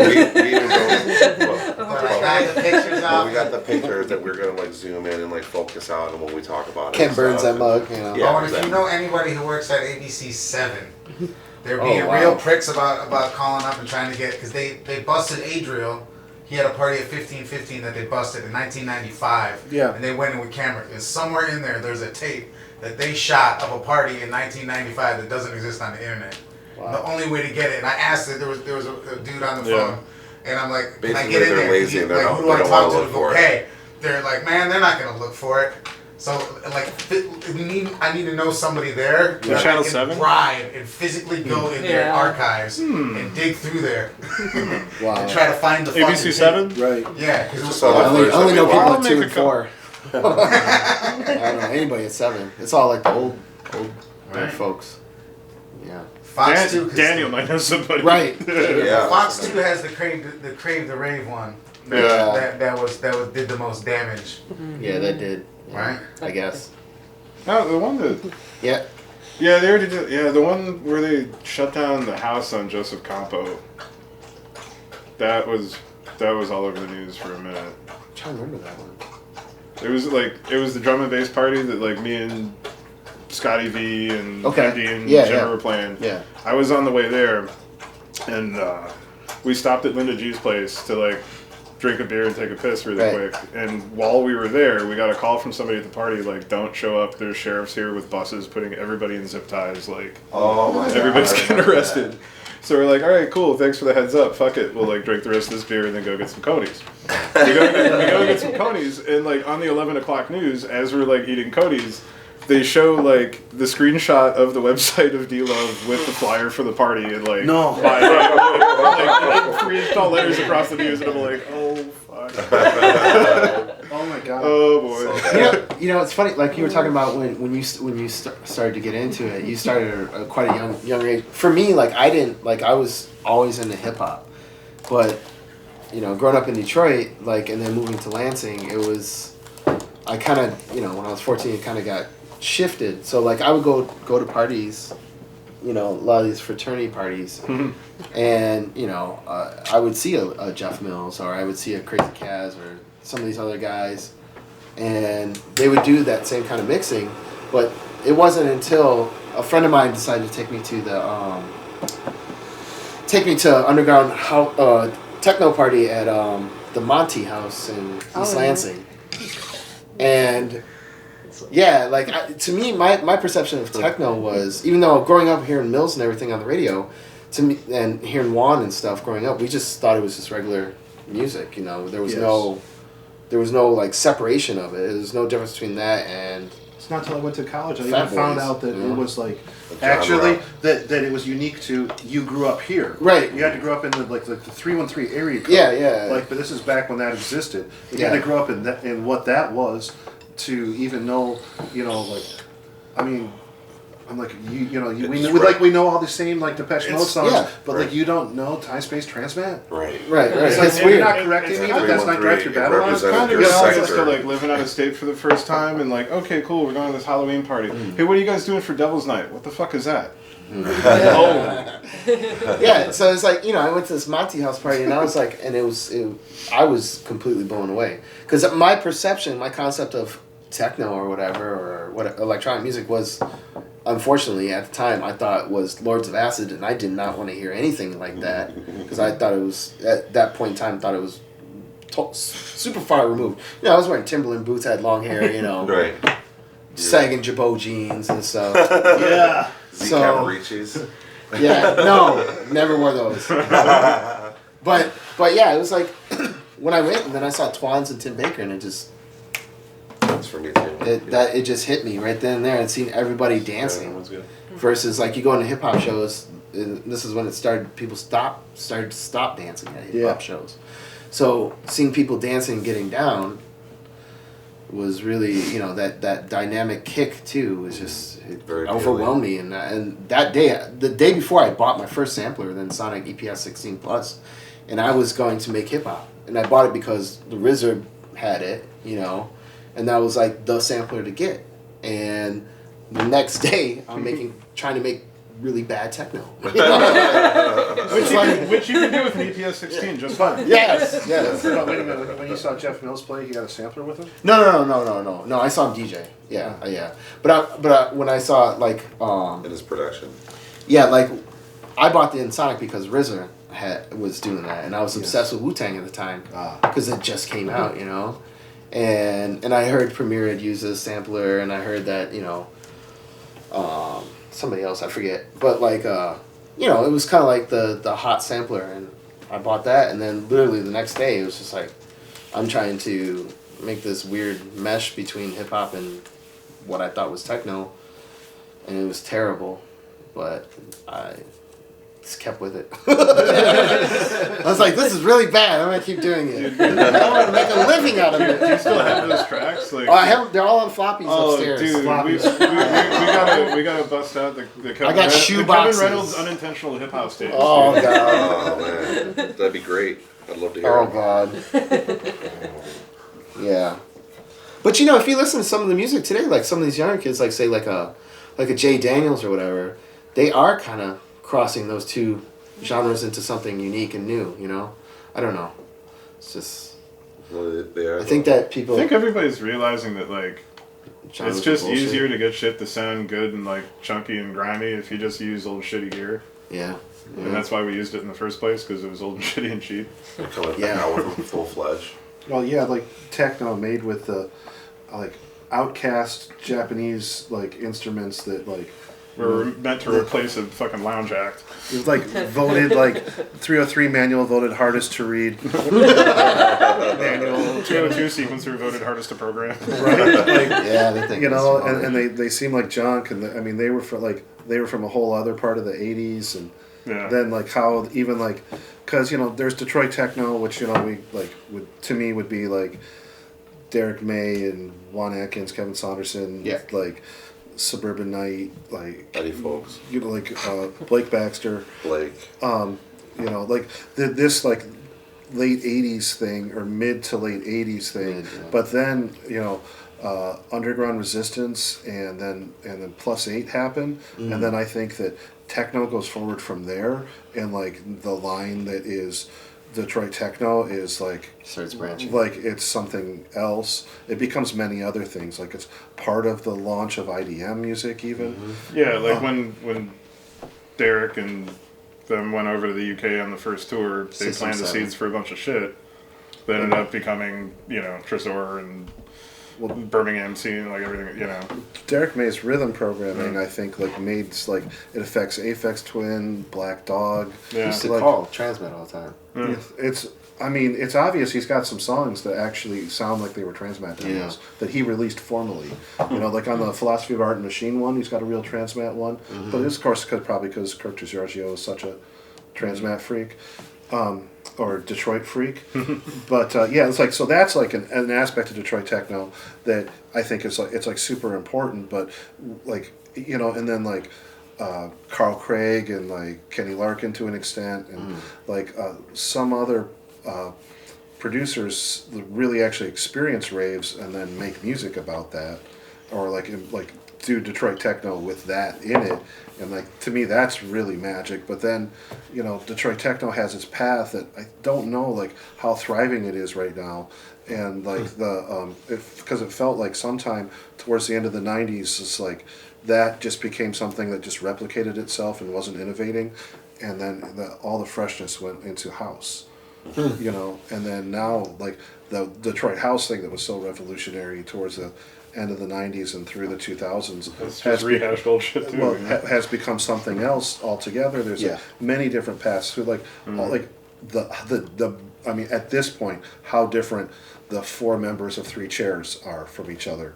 Versus how similar it was seeing like Kenny and Theo play at the Black Cat, and it was like a weekly thing, and it was like they had similar styles at that time, and they played similar records, and like I'm seeing them now, it's like so different. Kenny's wants to like do something that is like somewhere between like Stevie Wonder and Prince. But have the composition level of Prince, and like Theo's like I think making a really strong statement about keeping music freeform. Like the beyond boundaries. Like there are no boundaries. It's like a lesson about how everything's connected. Do you think that there is a separation between what is the beginnings of Detroit Techno and then the rave scene? Do you think there's a separation, or are they intertwined, or they're intertwined, but not because Detroit Techno like that. It's like I recall like massive resistance. I remember seeing like resident DJs of the Music Institute being very upset. against it, Like all these white kids on acid. It was like offensive to them. Like drugs were not an awesome thing to these guys. Nope. They'd all witnessed people that had been destroyed by heroin or cocaine. Like often like relatives that are the generation directly above them. Right. That went through the 60s and 70s in Detroit. So it's like parents, uncles? Yes. Came back from Vietnam. It's like all this kind of like this darkness, like the darkness that Charlie Manson's eyes encompass. It's like so they're like fuck that, and it was adamantly fuck that. It was like clean cut. This and working at Transmat was like being on a sports team. That's the best way I can explain it. Super jockey, Maybe in the like military. not all the guys, but like Derek and Kevin are like jocks still. Yeah. You know, like they still, and it's very competitive. I think it's one of the reasons why It was good. that Derek made it so far. Like, I mean, they all did, but like as a DJ, Derek May took the message to the world more than anybody from like that generation of Detroit, or that even that idea set. People from other generations that deal with that idea, he took this shit to the world because his stuff is so influenced by Ron Hardy, and then of course the DJs that came before him and contemporary with him in Detroit, you know. But it's like what he brought to the world, I think, causes scenes to happen, or why people, like, you know, it affects directly like being involved in Detroit music at all. It's like what he did, and then what like Juan like did for his whole career, the innovation. I mean, to go from, you know, like Alice Your Mind to like, you know, Starlight, you know, like that's like the differences, but they're like so fresh and influential. Like you can play either one today and they still sound great, you know, like, but you like things like Underground Resistance that have set ideas for the whole world, like the whole world. It's like this, you know, Detroit Techno Militia thing, that's like the UR logo. It's like that, but that just shows like what their influence is, you know. It's like they get into people's ideas because it's like, you know, it's a profound thing and really pure.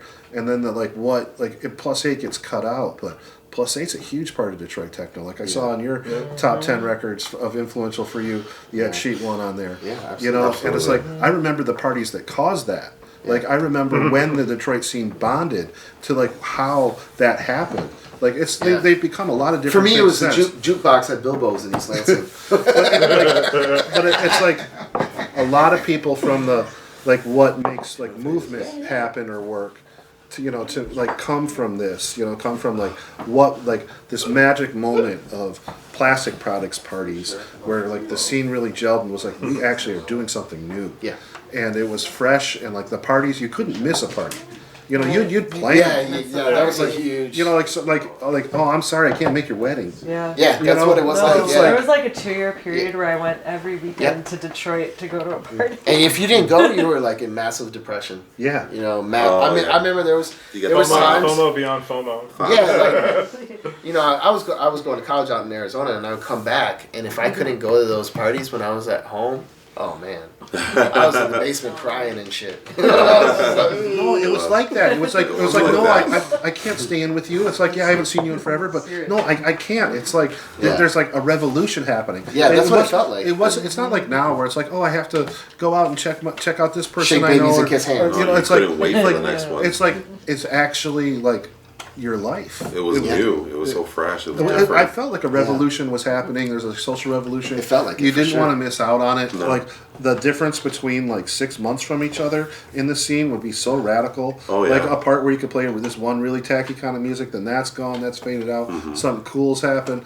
and now it's on to like another version, and it's like you wouldn't even like. And then another crew popped up, and they're trying to do somebody else, and it just spiraled. And then you had Columbus, and then you had, you know, and then you had all these other different the Midwest. Yeah. Yeah. It just spiraled out of control because all those Midwesters got word of it from their friends here, and they would come here, experience it, and then they took Linda that G out. and the Ambassador Snapline was, I think, a pretty focal. What's the Ambassador Snapline? Oh, Linda G used to run an info line back in the mid-90s. That, And it was called Ambassador The Snap. Ambassador Snap. That's what like she used the to call Ambassador it. Bridge or whatever. Yeah. But I guess you could call up and it was like, you know, press 1 for Detroit and Michigan, press 2 Yeah, I for Toledo and remember that. Ohio, press 3 for She would literally Indiana. give you the rundown. She had like Instead the of original using social Hyperreal. network. That's why she was was so before the effective internet. at a booking agent at Motor, was because she had all the groundwork laid and had all these contacts. So everybody who was doing anything to do with good underground was music awesome, in though. the United States. So Yeah. Grinder. yeah. She put a lot of work into. Oh, but she's just so present. because Yeah. She just did it to Yeah. have the information all available for all. You know, so like was that was always huge. It's the kind of person that when you're next to, you just actually get more energy. Yeah, that happens to her when I run into her at Whole Foods. I end up buying more shit. I'm like, Why is this person putting their elbow in my shoulder? do you think competition maybe like I think Erica and I have talked about this before, but like there's this like a lot of backslapping going on of people like saying, yeah, that's good in Detroit right now, where really, That's you just should the be like. entertainment industry, man. That's always. Yeah, I mean, this is true in the regular entertainment industry, but like in Detroit, that kind of at least when we were starting, it was like, you know, I don't know. At least with my experience, I had people come up to me like, "Dude, Kev, don't do that again. That sucked." You know, like there was a filter. I think all you There was people a know filter. me because I said shit like that. And that was good. It was healthy. I wasn't lying. You know, it was healthy. Like Dean made that surgeon sucks. Yeah, Right. Surgeon. Yeah. You know? Oh my god. I forgot about You know, I threw a beer bottle at one of the New York DJs that I don't want to talk about. Wait. but- I seem to recall in one of the parties there was a certain like mirror jumpsuit belonging to a certain duo from Salt Lake City, Utah. Yeah. And that mirror jumpsuit ended up in the trunk of a certain Cadillac. And that incident was the reason why said duo would never play in Detroit for about 12 years beyond that. Yeah, they did thank me for that too. I ran into him at Salt Lake, played at a Sundance party with Linder actually. And he was like, "Yeah, man, I never found out what happened to that." And I'm like, No, I don't know anything. I heard about it. It's just, that one's like I think what Freaks Believe in Beats or something. That's one of the ambassadors. You can't wait. Right? You can't wait to talk about that. The more research I've been doing into the flyers, that was the sickest That was flyer. the high watermark Yeah. of fucking what was the Digital cool Detroit Doug. rave scene. Yeah. And then what Doug happened to did me is sick I brought a flyers. friend of mine that I thought would be cool down, and I think everybody else brought some like friends. And then that's So when one person brought 10. everything fucked up after that. Yeah. Yeah, And because then it was all like, the oh, pop, there's pop, pop, 3,000 fucking kids, transferring yeah. all Yeah. this fucking candy shit, just like Yeah. zoomed in from the fucking coast. Yeah. Well, you I can't remember give that. dumb people that good drugs because they don't have They were that great good back taste. Well, also, it's like everybody wants it to get bigger, but when it gets bigger, it gets less special. Yeah. And then it went through an unfortunate period of trying to people like that one had I think 3,000 people or some shit. Yeah. It's fucking crazy. Well, hold up. Well, think about the first DMF.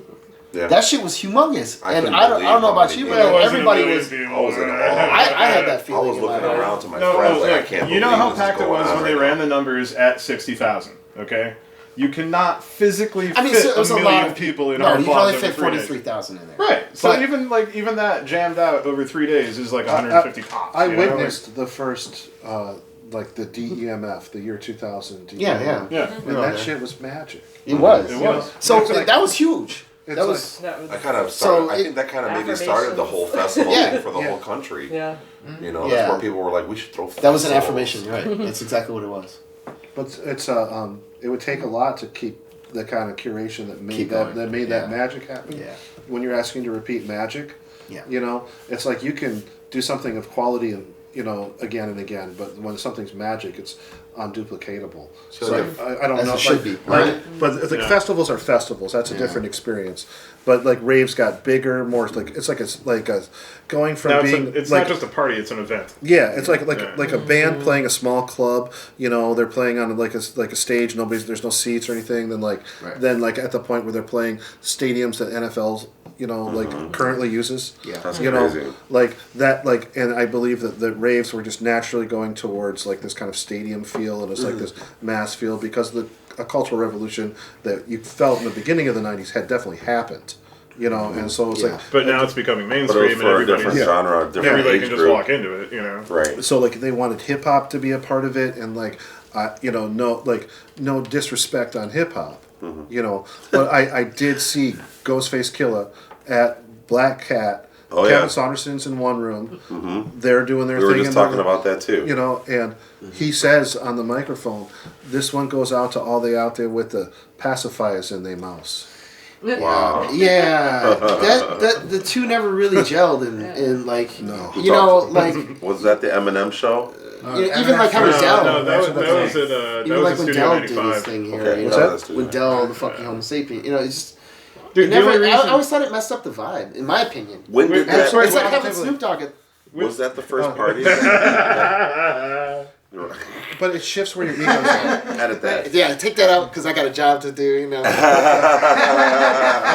I think though, like when people start rhyming and where vocals become like outside of just like musical like filigree, Yeah, when it where you becomes actually something you're supposed to pay attention to, Right. No, there's then an it shifts ego it. Then it thing shifts that it to happens. ego. Yeah. They could be talking about anything. It could be like like a young Joe Strummer singing about politics. It's like it doesn't matter. It's You're like listening, you have to pay attention the voice, to that, like you it know? puts you into a different zone, and like that puts you into like the pop music type thing. Yeah. And you were deep in like the Afrobeat or like krautrock zone where you're like into like hour-long Your ideas. mind is exploring, and then all of a sudden it's being directed by a vocal. Well, let's look at house music.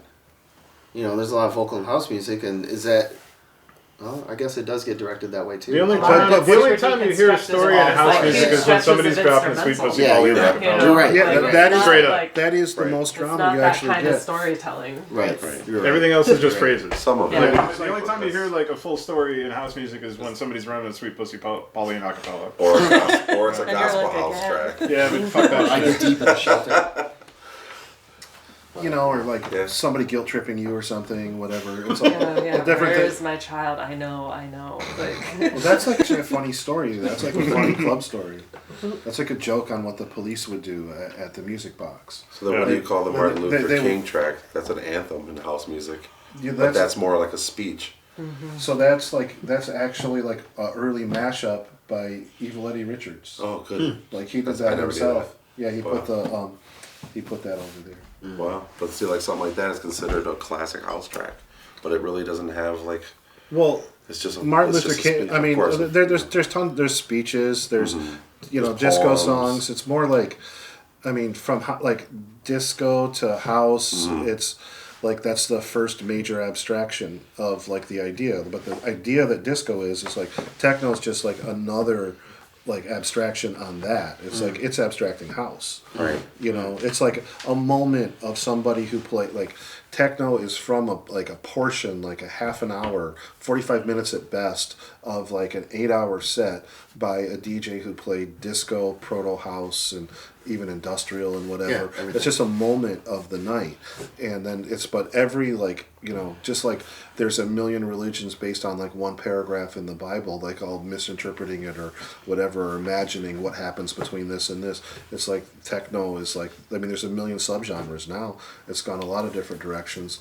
And then something nothing to do with the Midwest, like everything that uses breakbeats, which is a totally other science.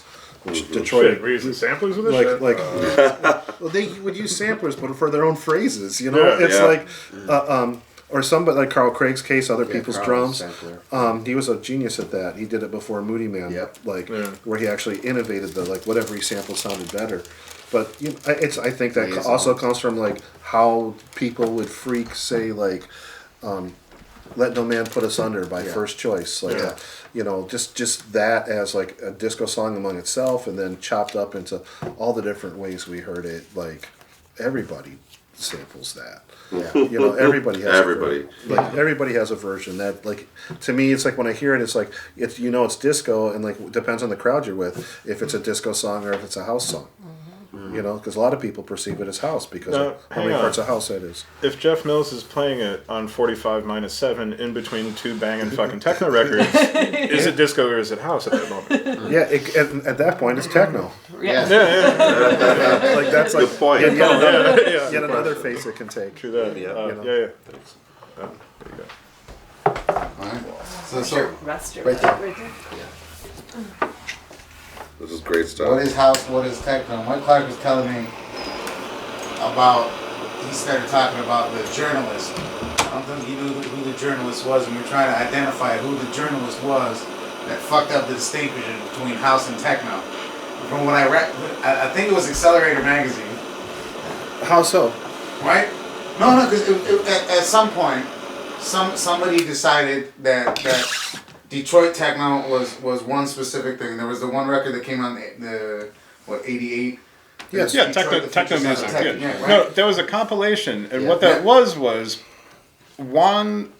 They called Juan, and they're like, "Oh yeah, we're gonna call it this International Sound of House." He's like, "Nah, man, you can't call it no fucking house music. This ain't Chicago. Call it techno." Like he's fucking, I don't know. He just came up with it off the top of his head, and then they printed that as the title of the. It was this thing called like It's techno, the new dance sound of Detroit. yeah. They'd been doing it as house. Yeah. The new dance sound of wherever they Right. had gone, Yep. and that's what they had done for this. but Juan came up with the theory because it was a journalist who was putting that together, Neil Rushton. He was sensitive to ideas, and Juan had a very strong idea that this was techno music. And then and when he's saying techno, it's like it has a totally different meaning than techno had before that, like, or even simultaneously what the Professor X song from 1989 or something like that. Techno Hot. It says in the words like stick to base Miami, leave the techno to LA. Detroit. No, he says to LA. Yeah. To LA, and they thought that, Techno Hot, Techno Cut, that they're like like Evian, Techno City, or like these kind of songs. They were calling it electro back then. They called. Electro got called techno back then. Like D. Wynn told me that during what he called the progressive era of like before house, like when they would play like Section 25, Looking from the Hilltop, or like many other records that were like had these kind of rhythms. They called it like the electro sound. They called techno, and it's like those were techno records. So for Juan to say techno, he even means a different thing. He doesn't mean even the techno of the song Techno City, like by Cybertron. He means another techno that is like this thing that is, that the idea catches. It's like what everybody associates when you say Detroit Techno means that. But yeah, it's like, so Neil Rushton is the guy who published it, but it was like, he's a UK journalist.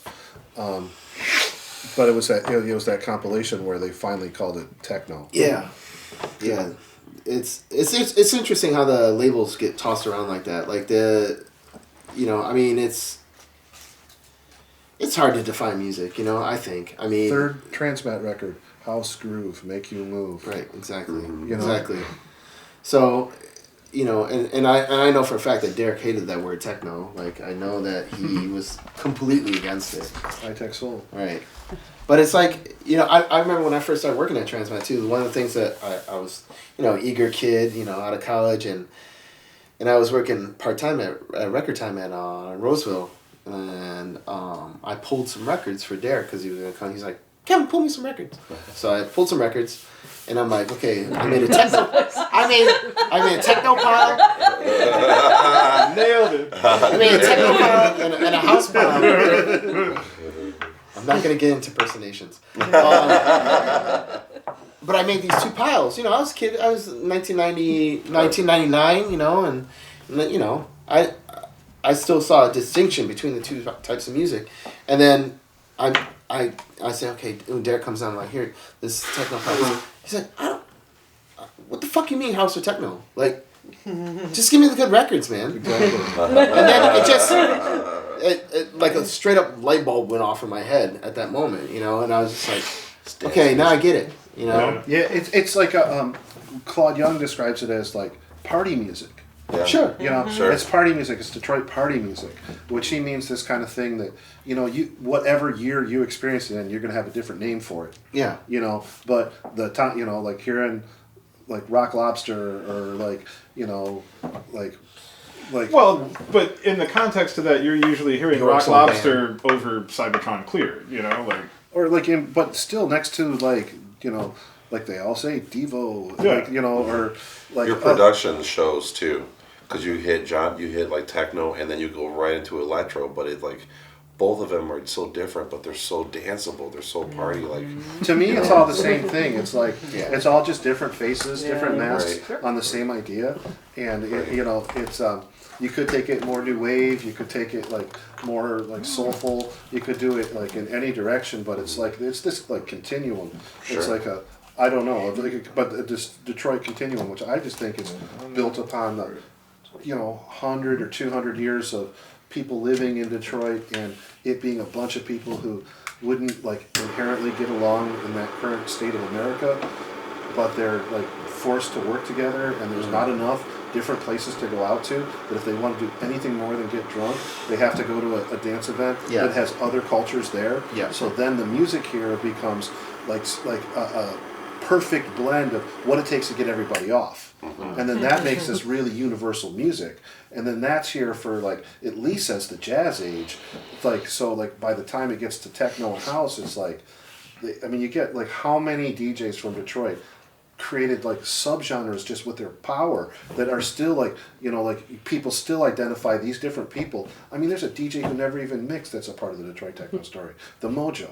You know, it's like a very integral part of the Techno story. Yeah, it's, I mean, but like radio, DJs, mixing, the different mixing styles, everybody had access to the same records. How do you make yourself sound different?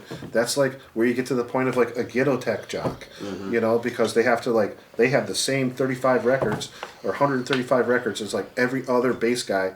And like, so how do they make themselves like so fresh? Yeah. You know, or stand out against somebody else? And like, that's like this like, also because people worked very hard here. There's this hardcore work ethic, Detroit work ethic, which people like stereotype at the opposite. It's been going on for generations. And it's like, but people pride themselves on putting in a large effort into what they do. And putting out a good product. Yeah, well. the top quality product, Yeah. no matter if you're a corporation or if you're an independent place. Yeah, Mike's got a lot of good things to say about Invention of the that. vehicle.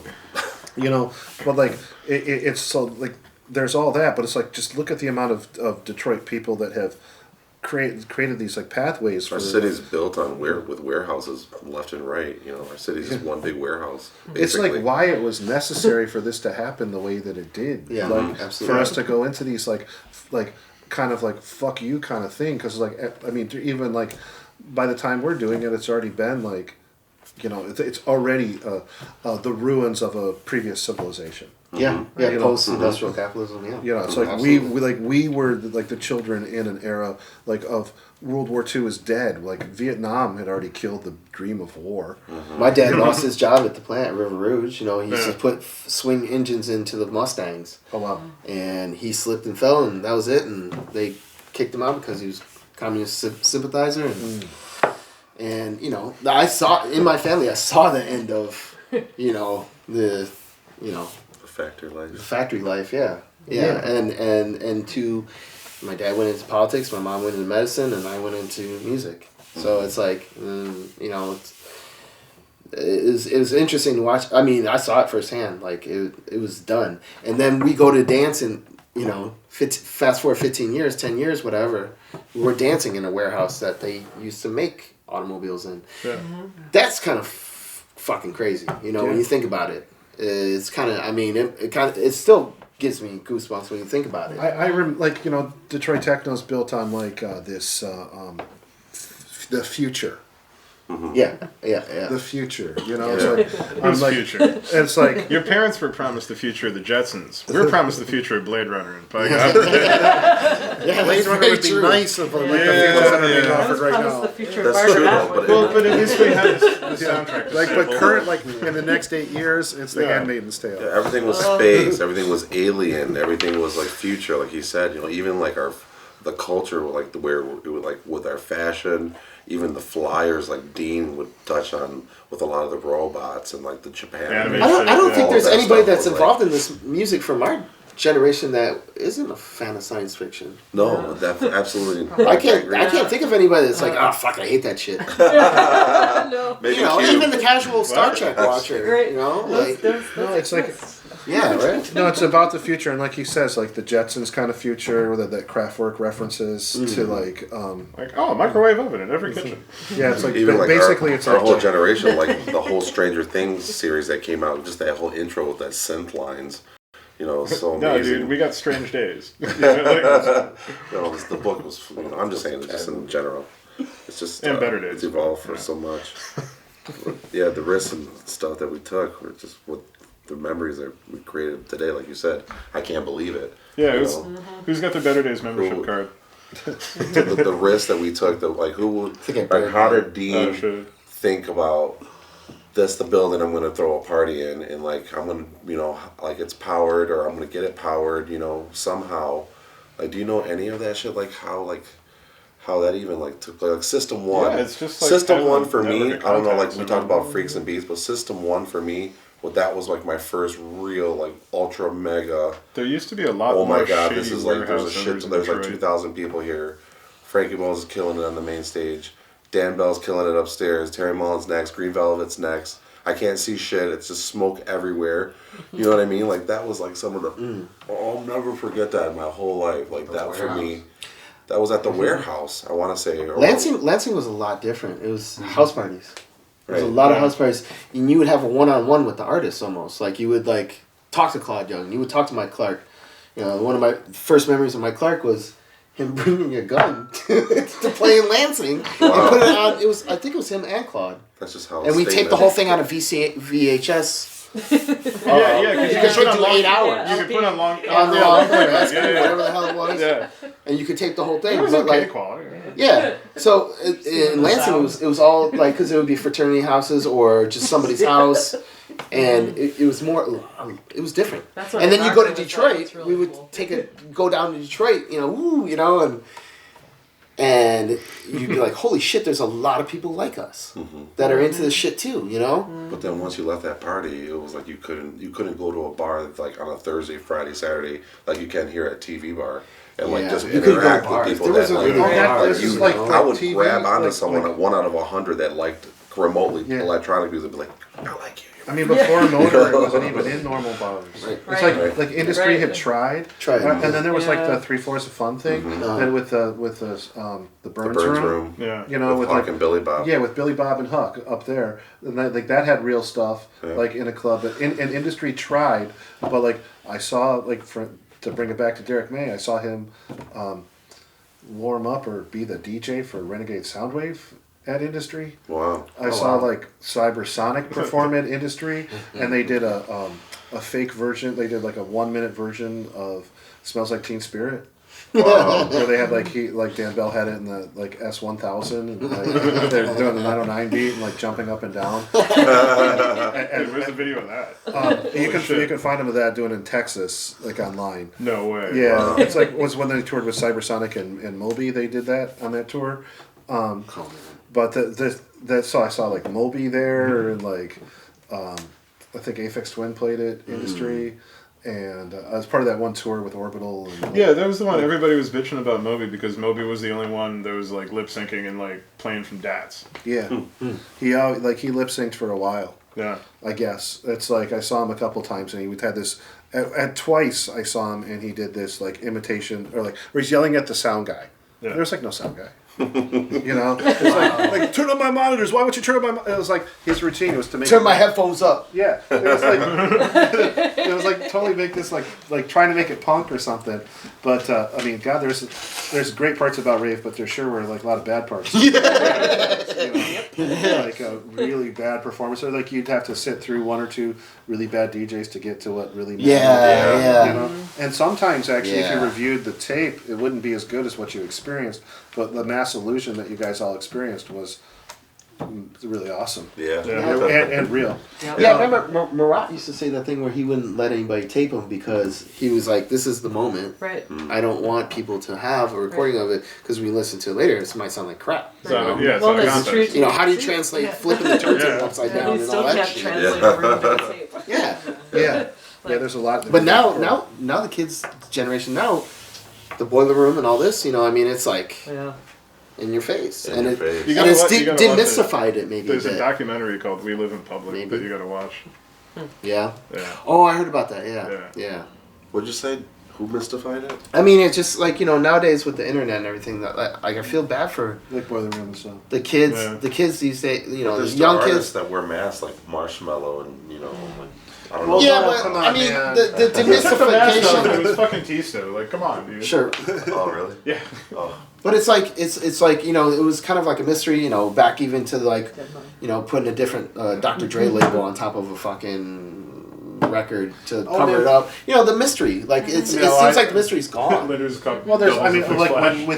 within Techno, Detroit Techno, like there's totally a huge mystery mask kind of thing. There's like different people that have worn strange masks or simple like ski masks, like Sure. like Underground Resistance, Scam 7, Doppler like, effect. like anything to do with Doppler effect, Drexia, like this kind of thing. Yeah. But Drexia and DJ Stingray Yeah. is wearing a mask does, yeah. on stage today. Like Who's all that kind of thing. But Harvard? also I remember getting records, buying used records that had the like a big thick, like the 1-inch pen, like blacking out the names and the song names. And then Yeah. Oh, yeah. then I have ones that have electric tape Yeah. over them. Yep. Yeah. And then I I have got other creative. ones where people soaked off the Yep. labels. Yep. They would put them in a tub and then like leave them there for a while. Then they come and they would just pull the label Yeah. off. Or put So some you hip hop put- labels on top. Yeah, I mean it's Yeah. like, yeah. Later's to got put- doubles of fixed flash with he photoshopped Britney Spears barely legal. But yeah, that was the beauty, man. Back in the hyperreal days of the beginning of the bulletin V-Rave, board, dude. yeah, Yeah. like that shit was like mystery. It was The magical. hunt. The hunt. Yeah, the hunt. That's what it was. Well, like, You had to try hunt really for the hard. fire. You had to try Information. really fucking Yeah. hard. Yeah. Yeah. Right now you just Shazam it. Need that And I'm work. guilty. I do it. I do Shazam all the fucking well, time. a very like sensitive, intelligent friend of mine pointed out to me that you can be a DJ of old records now by knowing one of the songs and then just following the YouTube recommendation. yeah. Like, I'm like, you know how long it took me to hear that whole list? Yeah, I bet. Like, I'm not saying that's better. Decade. I'm just saying, like, but Right. it was very hard to find out all the Extremely songs that we can difficult. just go forward with. It's like finding one great old Italian disco song that we hadn't heard before was like so exciting. Like when we first heard, like, I don't know how we made it like to our 20s and hadn't heard Walk the Night yet. You know, when I first heard Walk the Night, I'm like, this exists? Right. You know, this is like the ultimate Halloween song.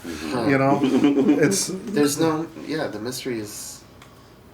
well, there still is like an extent of mystery, and then for the people Like at you're the, digging in Brazil or something, or you know. on the, Yeah. I also get that feeling on the at record Threads, nerd level, it's to be like a honest. different world. It's like, yeah, because there are these like people who buy and sell records that are over $1,000, Right, floating points. who go to other countries, buy up all the music there, and then sell it to you, or release 4 of the mediocre ones, Right. you know, but not the Or they best even- ones. They even You know. find the dope shit and they'll contact old artists and like get the rights to re-release it and remaster it. Like You know? that like all this kind of like all the different Yeah. ways that like music floats up, but they continue like that's like this weird quest for, not a weird quest, but a quest for being novel. But I mean, being novel going backwards is a weird concept anyway. We're just uncovering parts of the 20th century that we didn't notice because we just didn't know about. because Awesome we- tapes from Africa. right? Mm-hmm. Like how Yeah. many great ones? Yeah, It's insane. yeah. He finds Like, all these gems, and It's like it's insane. Like yeah, how much stuff that we never knew about Cambodian rock. yeah. You know, like Peruvian surf Right. music. Because everything was local once upon a time. So it's just maybe maybe the mystery They is just have expanded large to a record greater. plants and like Like, labels and like stuff think like about we do this. here, Like, so they just, have you taken a look at press Dan 200 Seco's of them, and Techno that's all that ever Rebels? existed. You know, Yeah. all right. So like, you look at Dan I've read that Seco's forever. Techno Rebels, and you look at it, you read it now, and then you're like, that is we have such a different lens on thought now. To the way Detroit read it Techno's the since original now. music and the Belgian and like all this other stuff, it like isn't the way that it talks about it. It's like our view of nation is different, our view of race is different. Yeah. It's like it's not him, it's the cultural time that he's in. Yeah, You know, yeah. that it's already like Snapshot. we're in a totally like that's the thing that's changed the most about techno. The music is really similar to what it was. It's just recorded slightly better. Like I think The mastering's way better. yeah, like Okay, Alexa like Shelby. like It seems like more people want to make tracks in key more. well people are using computers, so it gives them more tools at their fingertips. Instead of a task hand. You know, However, I mean, it works, you know, both for and against, because like you dilute the pool because it's so easy to have access to the shit now. But, you know, the 12-year-old I think Juan it's- Atkins doesn't have to like save up his money to go like Oh, yeah. find a 909 or some shit. He Yeah. can just go download a plugin. So it's the and, like, democratization of Yeah, electronic music. I mean, you know, Yeah. I mean, it's Everything. Culture. Well, it's- everything, culture, everything. But it's also like absorption and colonialism and yeah. it's Yeah. like a self-replicating like gene at this point. Like it's alive without us. You know, it's like it will continue. it. Yeah, it's like these are like real memes, and like they will like you know memes will never die. yeah, maybe like a few of them will like you never see the bucket guy anymore. The Morris in his bucket. But anyway, it's like self-replicating ideas, and like what's changing is our perspective. I don't know. It's like, Yeah. like I don't have a real good answer to why music right now sounds so similar to what it has. Well, Yeah. that is kind of weird because if you think about it, this was supposed to be the future for us 2 decades ago. It is now. It's Finally, now. the So what future, the fuck? So it does sound like so We're like just you know fulfilling like. destiny right now. The real question is, it's the whole self-fulfilling prophecy thing, but the real question is, are we now living up to the bars that we thought we set for ourselves 20 years ago? Well, I think we totally failed on that. Are you kidding me? I was mad Mike's where's my computer fucking guy. I gotta skateboard make that music over fucking here. Fuck hovers? this shit. Can you put a Where's my flying generational year on We were our on this a lot. on this music though? Can you say like this is like the 90s? This is the Oh yeah, you 2000s? totally can. Oh, I can tell in an instant. Yeah. Cool. Yeah. It's like So Make why yourself hasn't the around music gotten more like more? Well, maybe because we're in it right now. But like, why hasn't the? There's It certain was so artists- futuristic when we heard it when we were younger. There's Yeah. certain artists that take sounds to a different level and synths to a different level. There's not many. Here's the thing. There's We foundation never that's stopped right. being underground, right? But then it gets burned And out real quick.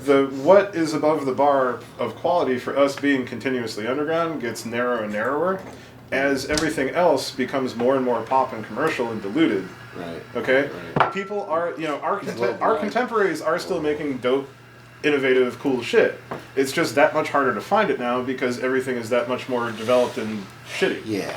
Yeah. Everywhere else, and we're also that much more sensitive to it.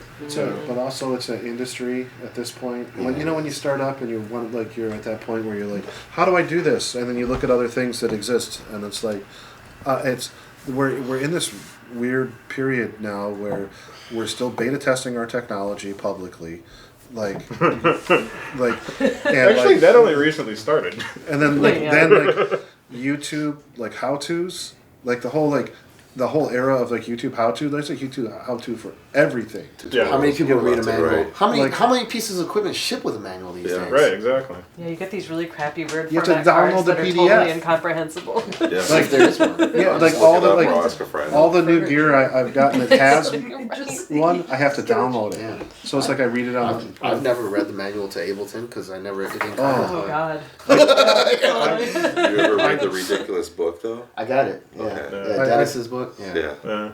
I did read the first. I met one. him at the first EMF. Really? He had an umbrella. When Derek was about to go on with it, started thundering and lightning and shit like that, and they had to shut it down.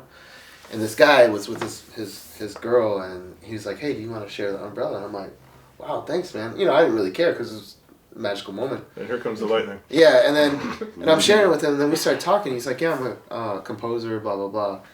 That was Dennis DeSantis. Wow. Yeah, and then he ended up writing the Ableton book and all that, and Wow. working for Ableton. Wow. His music was good, but it was very classical composer-ish. Mhm. Like it needed a little funk, So Too structured. I think he found his niche with that stuff, It's a good book, though. Yeah, it's really great. Yeah, he's a good guy too.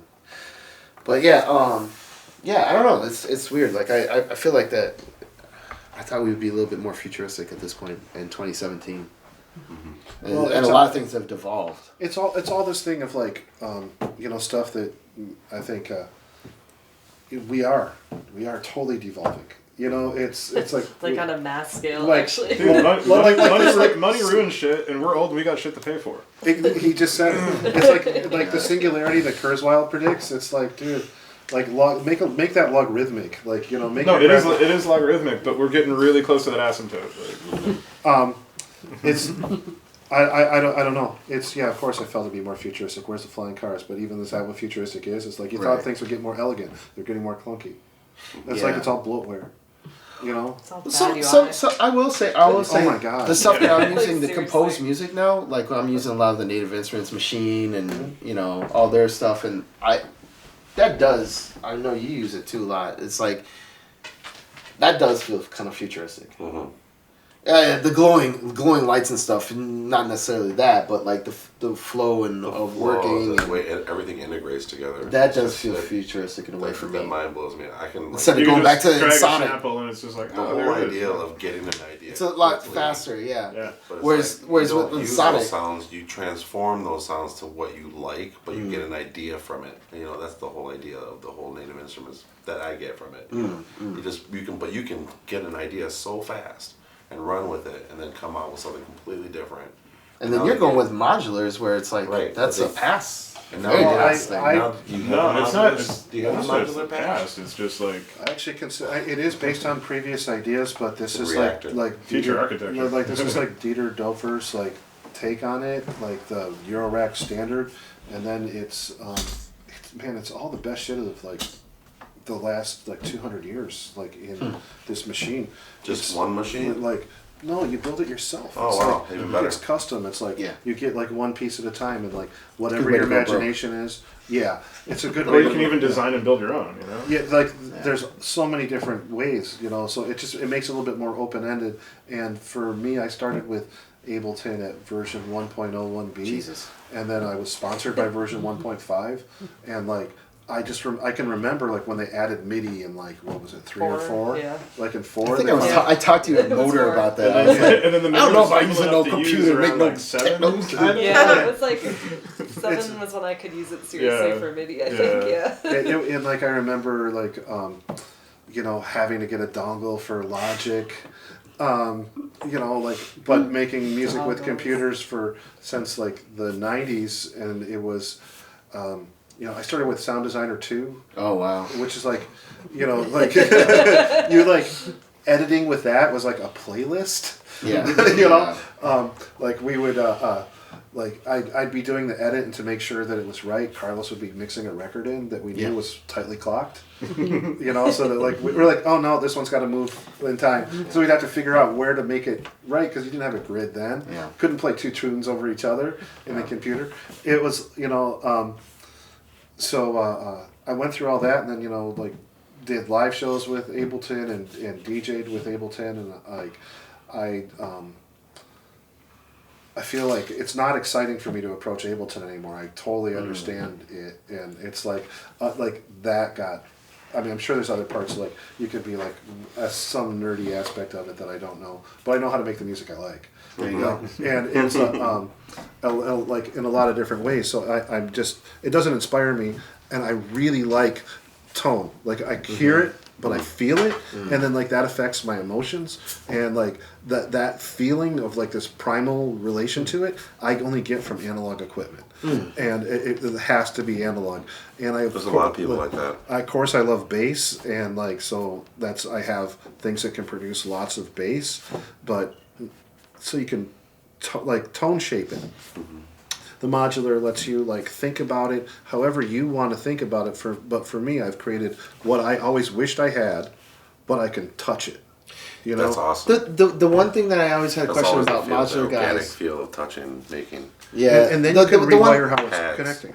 The one thing that I always had a question about with modular guys is like you see a lot of guys that have that stuff, and a lot of times they're making tones, but they're not $20,000 part noises. Making music. Well, there's also the $20,000 string sound, or the $20,000 bees, buzzing bees. Yeah. That's a common demo video. Eurorack demo. Oh, the drone one. Yeah. I like to call them the hands. dropping. Like all the Eurorack videos are just like somebody's hands, and then some guy gets like clever and puts on black gloves. Or something. It's like always these like, you know, you're just looking at hands because the Eurorack format is tiny. You know, it's like. But on camera, they look big. Because they pull it right in there. But it's like it's just you're just. Somebody looking. should get the Mickey Mouse gloves. And then it'd be Right, full circle, yeah. right? I like Right? Fucking laser gloves. Yeah. Can't handle it. Yeah. You should get like those kind of like stick. Yeah. But I like how you can customize the flow, and then it's got all these I get input the points, and beauty of like, it. I mean, I didn't understand until I started using them, just all the different Right. things you could do with control voltage. You know, Yeah. it's like that's really fun. Learning an old like an analog computer, Having to like, do math to make sound? Shit. to me that's great. Yeah. Like I think it's great. It actually lets it be the perfect merge of science and art for me. It's like because it takes a science mastery to even be able to do it, but it also takes a musical mastery to be able to do it. Tons of people buy equipment and never do anything with it. Right. There are people that have like 20 cars. Dead mouse. You know, there's people who have closets of shoes. Right. You know, they wear them once. But But people like, collect things. yeah, that's like the nature of people. There's people who buy art that don't even like it. I guess I'm more But, like, proletariat when I come to my stuff. I'm just like, whatever, any means necessary. Let's get this shit done. Let's get this and, idea like, out. Yeah. But I reached another point where I'm like, okay, like I've done it that way. What if I try to approach everything with really high quality, so that it's like, you know, it's not like, oh, that's Detroit, that's just like fast. like or like that got done quick. It's like so that it's like high quality and can stand up against anybody from anywhere else in the world. Okay. I think that's one of the reasons why I think Jeff Mills has had such a long career is because it's exciting to hear his stuff. He always innovates. Yeah. Great entertainer. Oh my God! Like he's like in every era of his own existence, he has like causes electricity in people. Yeah. That's just they don't know how to control. It's amazing. Right. But I think one of the reasons why he's endured for so long is because you can imitate his music with better production, and you almost can make new genres out of just taking his sound and producing it better. Yeah. And like, but it's like that idea person. It's like like people want to base a movie on a book or a news item or something or a comic book or whatever, something that already exists. But like to get that like new idea, that's not what happens when people sit in front of a sampler usually or like a computer, because a computer is basically. Like you got all the soft synth stuff, but it's like Ableton is really it's telling you how to think about music because you're already bound by the structures in the software, right? So the UI design is dictating your composition. Exactly. But so is the hardware though. Sort of, but you have more choice in hardware. With this modular, I can customize what I want to be in front of me and how I want it to, like, even where it is. Right, or how you it could do that interacts. with I find personally, I'm just playing devil's for advocate sure. here. I mean, But that's not knobs, sure. and that's not analog sound. Yeah, that's true. I find personally with hardware, like, because there is a stricter limitation, especially working with older analog shit, you have to understand the limitations to a deeper level, but you also have to pick and choose the gear that you work with that much more carefully to get the sound that you want. Yeah. Like, it's the inverse of, like... There's a lot of something like NI Complete, right? Yeah. You can spend like $600 and they send you a little hard drive with like every fucking plugin and every fucking sample library that NI puts out. Okay, cool, you install that shit. Okay, you literally have every sound in the universe at your fingertips. What the fuck are you gonna do with it? But also, like, I really think part of the reason music is slowed down is that the default BPM in Ableton is 120. Good point. Because most of the shit out there is Like, 120. seriously, like that already affects deeply Yeah. Why everything. Is that? Even the new hardware machines are set. Right. Yeah, you're So right. there you go. I mean, that's not a dial on an 808 that has like a dot that moves. Right. Like, Well, like what you can go on the 808, Five. Yeah. with like in a half. We can go check it out. On the fine tune, like the half point about. Yeah. Little Or bit then like, when it starts going off the clock a little bit. 808 goes off the clock all the time. I know. Yeah. It's not Start stop. It's not a union player. Yeah. Was there a live act either one of you saw in Detroit at a party that made you say that I want to play live at my shows from now I on? remember vividly. Auxiliary. Vividly. For Which me, one was it was Dan Bell and Rob Hood at Sardine. oh my god. Where- That That, Wow. I was like, yo, I don't want to DJ ever in my entire fucking life. I want to play live, straight Wow. up. Do you remember when They were wearing the fucking lights with the snake lights, you know, Yeah. go like What? this and I shit. had those, Yeah. And I was like, yeah. they're making every fucking sound. And the dance floor was like size of Yeah. like. To be honest, I don't. All I remember is And like they were just, set up on tables like in the Yeah. No, I remember. I recorded the Dan show. Well, I'd love to see that. It's Yeah. no, I just have Oh, it on tape. audio. Oh, wow. That. That's cool. But yeah, that shit blew me away, man. Dude, you That's how remember when he we record did everything. I'm losing control? Like he brought in the Janet Jackson. Oh, And then like I'm losing Trying to like remember Janet that. Jackson control. No way. Yeah, that was Dude, I was just in awe, man. I was just like, man, this fuck DJ. I remember like the next one that they did because that was the M Plant 7 City Planet E collaborations. Yeah. Like there were the two Sardine parties, and the second one they had Shake play, and I remember watching Shake play on the Yeah. K2000, Yeah, and like on the pretty K2000 there's like 5 buttons and like 1 fader. And like a screen, right? Weird. And with that, like with those, that with those, keyboard, like man. like Yeah, right. yeah, and it's like with these 5 buttons, like and this fader, he was making me feel like Wow. there's like so much emotion, and I'm like, you can do that with 1 fader, and it's like, wow, it's Right. like because also like DJing, it's like it used to be just like Right, it is you really turn simple. channels. Like they didn't all have like it didn't start off with the being able to out of the channel Yeah. like on every Yeah. mixer, but. It was like what somebody could do with the crossfader and then the faders in and outs, themselves. yeah. Like all the whole art of it.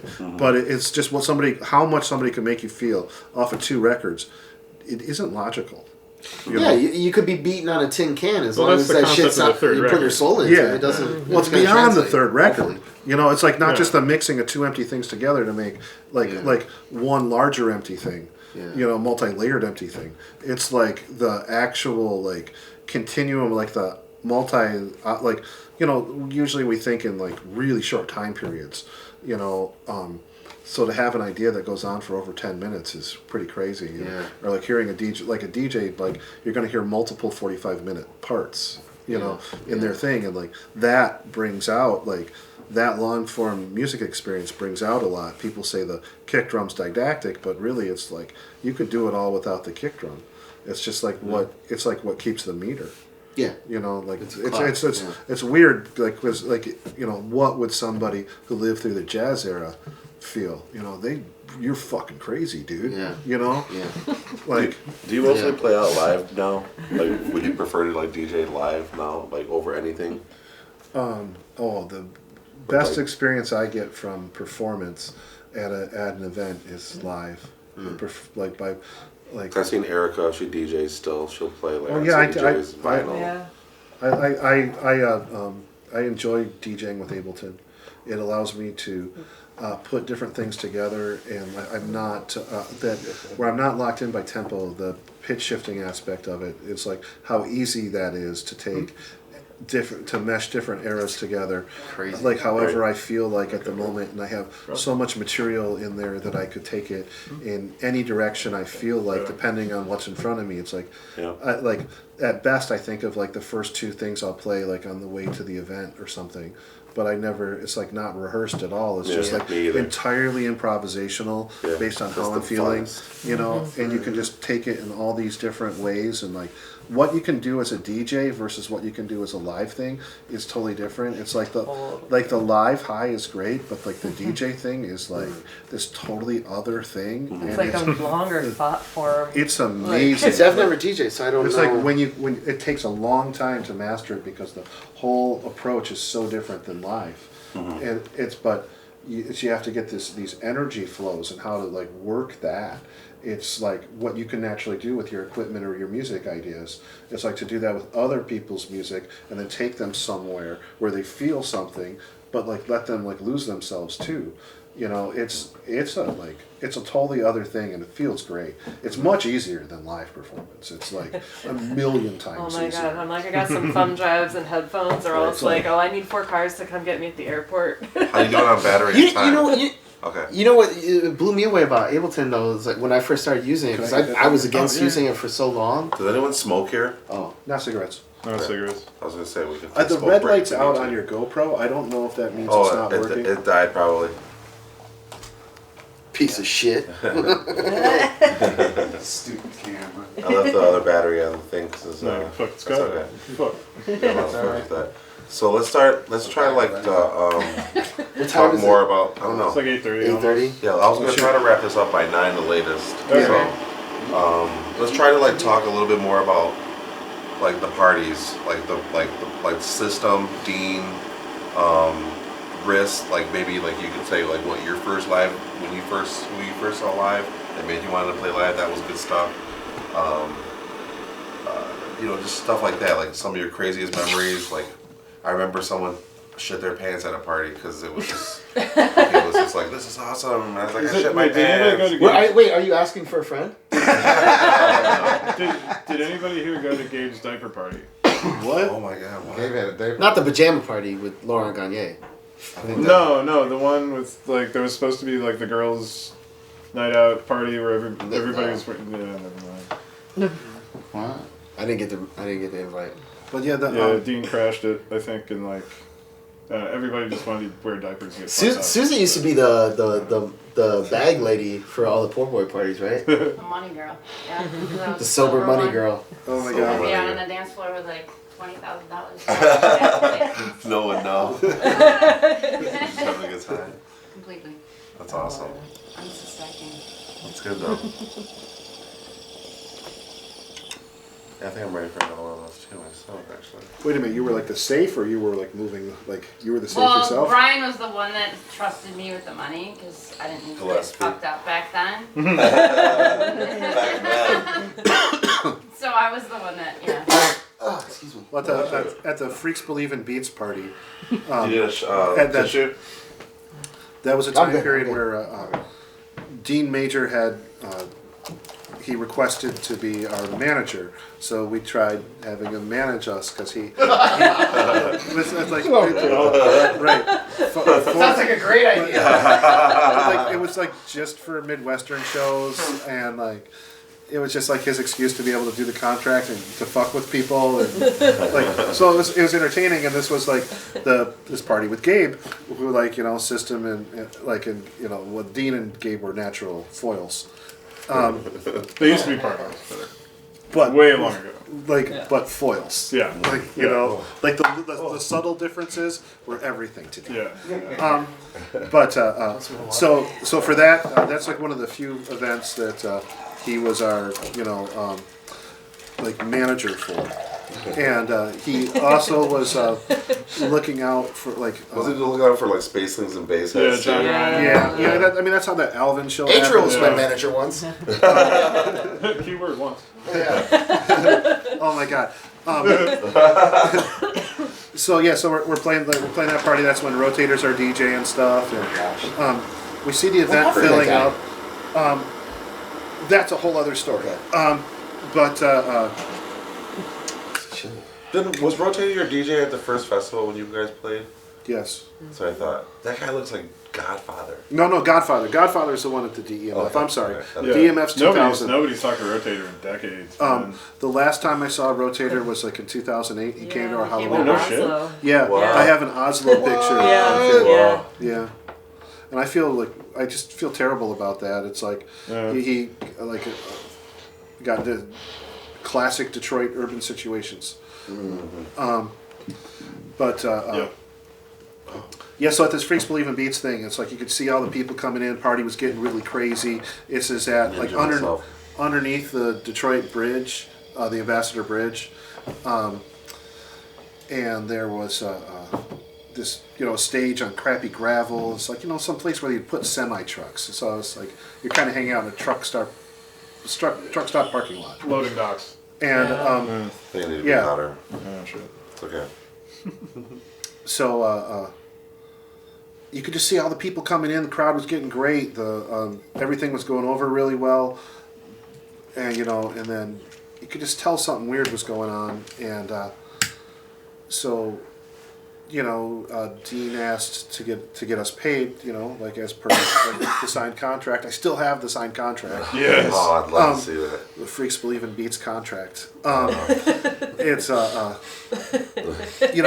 you should frame that. We frame the flyers. Yeah, that's beautiful. And roll up on Gabe. You still owe me $100, motherfucker. Because of what transpired, he totally never owes us anything. But it's it just Dean asked him for money, and he was like, I did this, even though there's a good turnout, I didn't make the money that I need, so I can't pay the locals. Ooh. And he's like, yeah, we totally have a signed contract. And he's like, oh no, it's like I don't have to pay the locals, but I'll pay you guys. No, he didn't offer that. And I don't remember everything exactly how it transpired, though. I have some notes on it somewhere, because it was really funny. One of us got the idea that Bunny from the Rabbit and the Moon's Dancer might have trouble finding his disco ball suit, which is gorgeous and hilarious, even that exists. But by putting that in a creative place, we Trunk of a Cadillac, as I remember. we were able to get Ectomorph, Rotator, Keith Kemp, and Derek Baseco paid. Wow. That would have been awesome. So watching Dean do that, it was like it was like 24-hour party people. The fake flyers with competing info lines, that was a good one. Oh my god. Yes. Let's talk about that. Yes. Yeah, so there's I think it was the night of one of Gabe's parties, Analog Systems. The one that looked like a Nokia cell phone. I remember it was like a Nokia 3000. Like the flyer was printed to look like one of those, and Gabe found out about the flyer design, or he knew that the thing was there was back in the 90s there were only maybe like 4 or 5 people doing flyer designs for pretty much everybody, right. you know, because it's like, okay, those are the art school nerds with Photoshop, like, right. they're gonna do the shit, right. And you know, Doug was always the sickest. Oh Doug yes, was always the far, sickest. by far Holy the shit. best. But yeah, somehow Dean got a hold of the flyer design for one of Gabe's parties, maybe like, you know, a week before, and printed up copies of Gabe's flyer, but with Dean's info line number on it instead of Gabe's info line number. Wow. And then handed them out for a week, and then everybody went to Dean's party instead of Gabe's. Wow, that's crazy. Yeah. Oh, their battle is so epic. So epic. It's crazy. like it's. I'll never forget them. So which? I have vaguer memories of that because I was in Arizona in college. Yeah. But who was the one that started bringing hip hop to shows? That like was Ty from BTM. BTM. BTM, not DTM. Bring Ty money, BTM right? stand for. Bring Ty money. No, that's what everybody thought it was. It's the fucking initials of his kid. Oh. But effectively, that's cool definition number 2 is bring time money. Yeah. I never knew. It means the That's same what thing. kids are for anyway. Exactly. Yeah, that's an era of like kind of where. Yeah, he raves in the meet the So he was the first mid guy to to late bring like. 90s. He was the one. Well, he was maybe He was the one that capitalized on it. Yeah, that really like when Detroit hip hop really started being nationally recognized, and like Eminem came out, and you know all the local shit like with Maurice Malone's Hip Hop Shop a couple years before. Other artists like Detroit, you know, had some tier 1 producers, and like you know, people knew, but it was still like a hood city. It was still grimy shit going on all the time. I think that's what kind of. He was the one who bridged the gap between like white suburbanite kids who listened to all the hard black hip hop music anyway. All right, fuck it, let's bring Wu-Tang to Studio 95 and like throw 3,000 white kids at him. You know, like he liked Esham because of the whole acid thing. Yeah, you know, he was just like all about Detroit rap. But it's like Esham and that whole fucking crossover with all the horror rap shit, like half the downriver kids that were going to fucking parties in the 90s anyway were listening to that shit like during the week, you know? Yeah, I listen like there's a lot of crossover between the various underground niches of Detroit music just because this is such a cutthroat city. He and was like, the king of finding spots though, like that fucking if you're doing school shit, in you're Southwest running that with was other people doing abandoned. shit. I was super scared going there though to that party.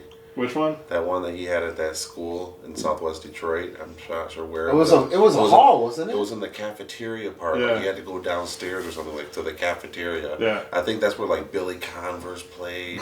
Like it was the first man. Lansing, DJ he was ever. The man in Lansing. Yeah. Oh, Dude, he's He still was the playing kid. on- yeah. He used to go to parties with his dad. He's playing this weekend in Lansing. His Right? grandpa or his dad would bring his records for him. And like he would stand on a milk crate. He was like everyone's like hitting balloons by him, and I we were know, like, he was, like, 10 me and Mike years would be old, like, like me and Ransom would be like, damn, dude, that's a little kid, man. I can't get fucked up around a little kid, man. I'm gonna walk over here and fucking pass a balloon. It was wild. You know, and then later in the night, we're like, yeah, what's up, man?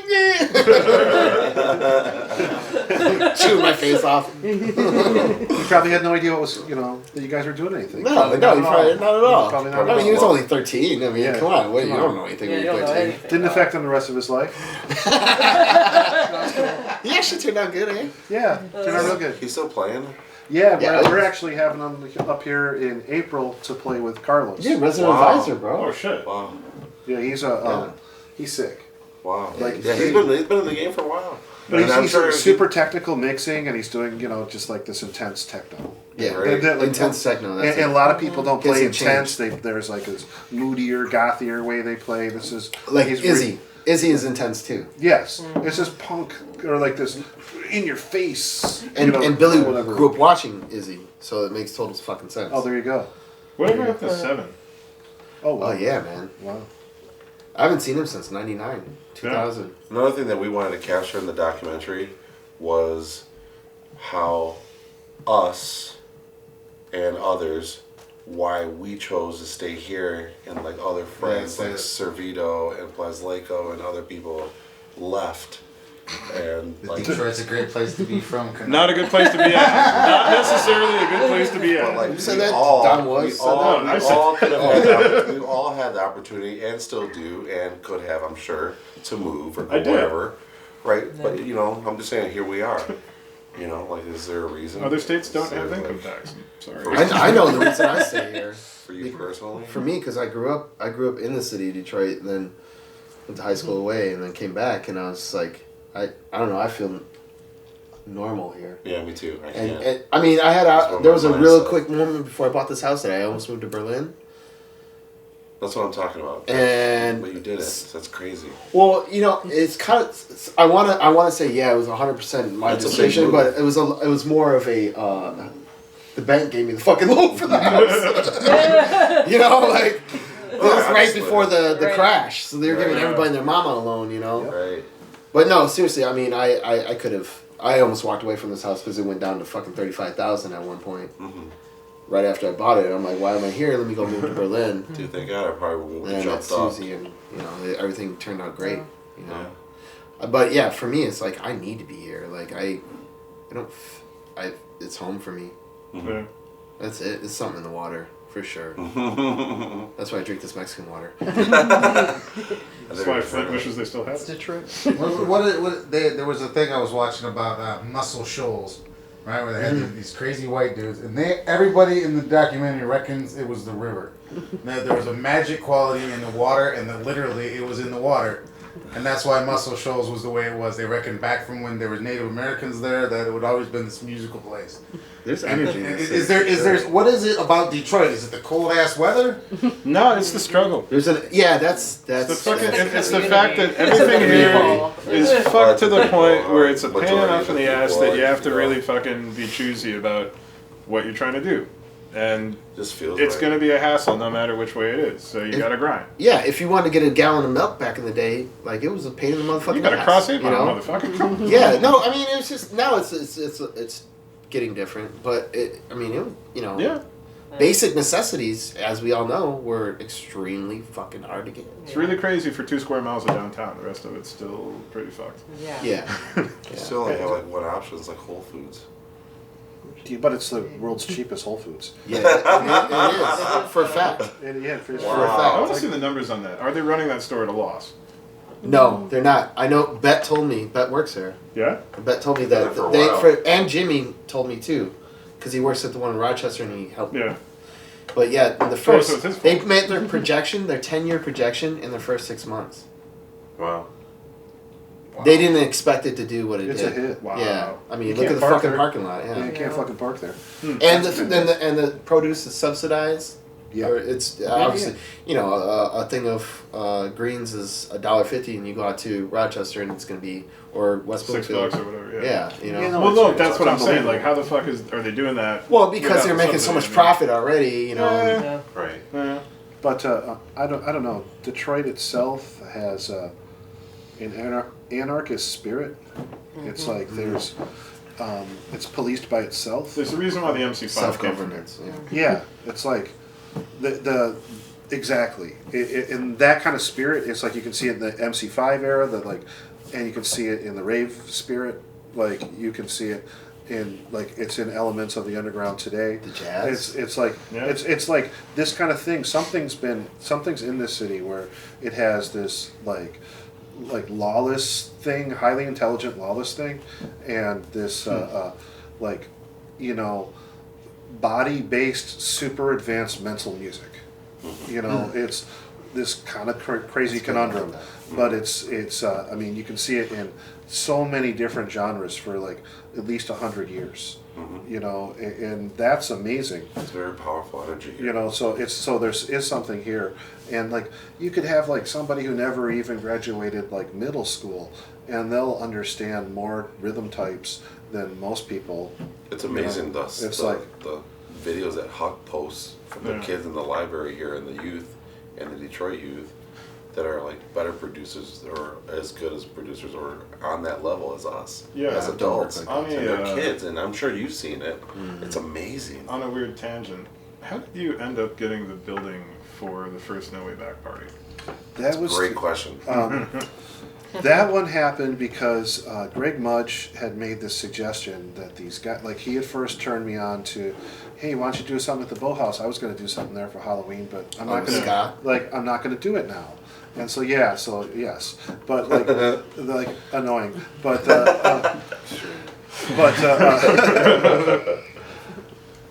that started us there. But then he's like, hey man, I was like, I went to him and I asked him like, hey, do you know any other spaces? And he's like, hey, what about these guys? And he hooks me up with this guy, and I think like.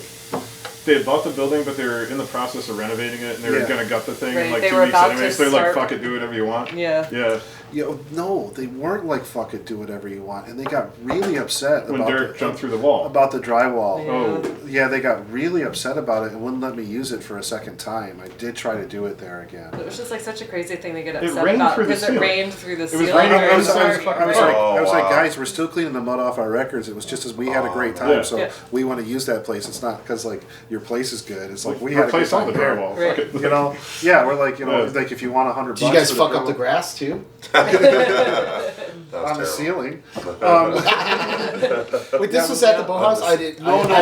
This is the bank space of the first Snowy Back. This is the original. They had a first full one. bank, and they had a front part, and then this part had been like a shop before, and it was. Where is it at? It's Grand right River by- Warren. Warren and Grand River. Yeah. Didn't you have Okay. Kiko Man play? I think. No. No.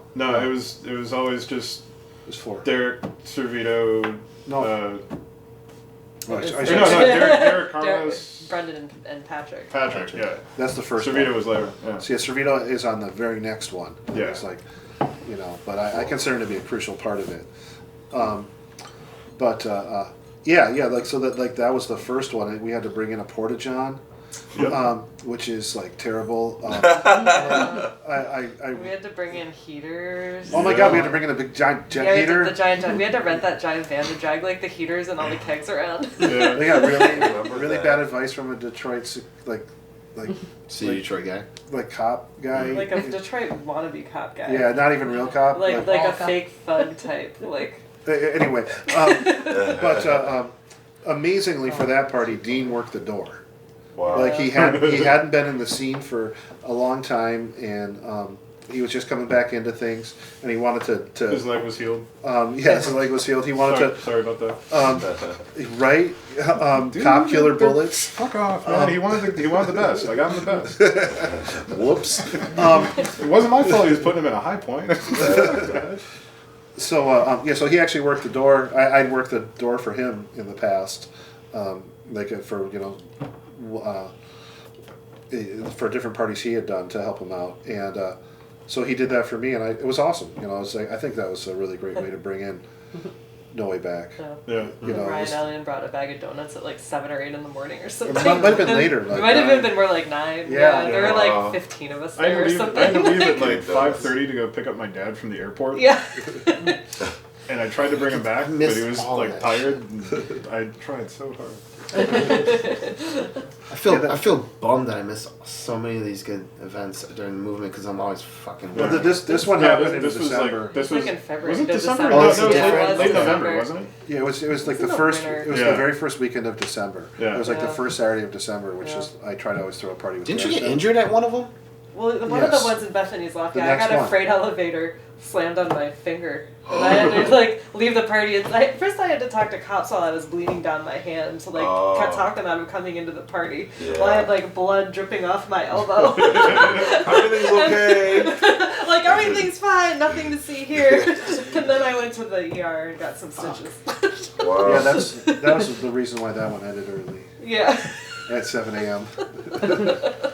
The local residents were not taking that sound system at 7 a.m. Yeah, no. They might have took it when it was dark, Yeah. but not at 7 a.m. Yeah. They were over. They were over it. Yeah. Yeah.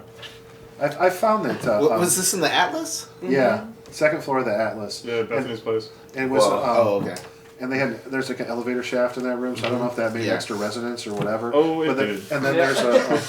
there was like that, seems like a Section 8 kind of building right there, or there's an apartment building right there.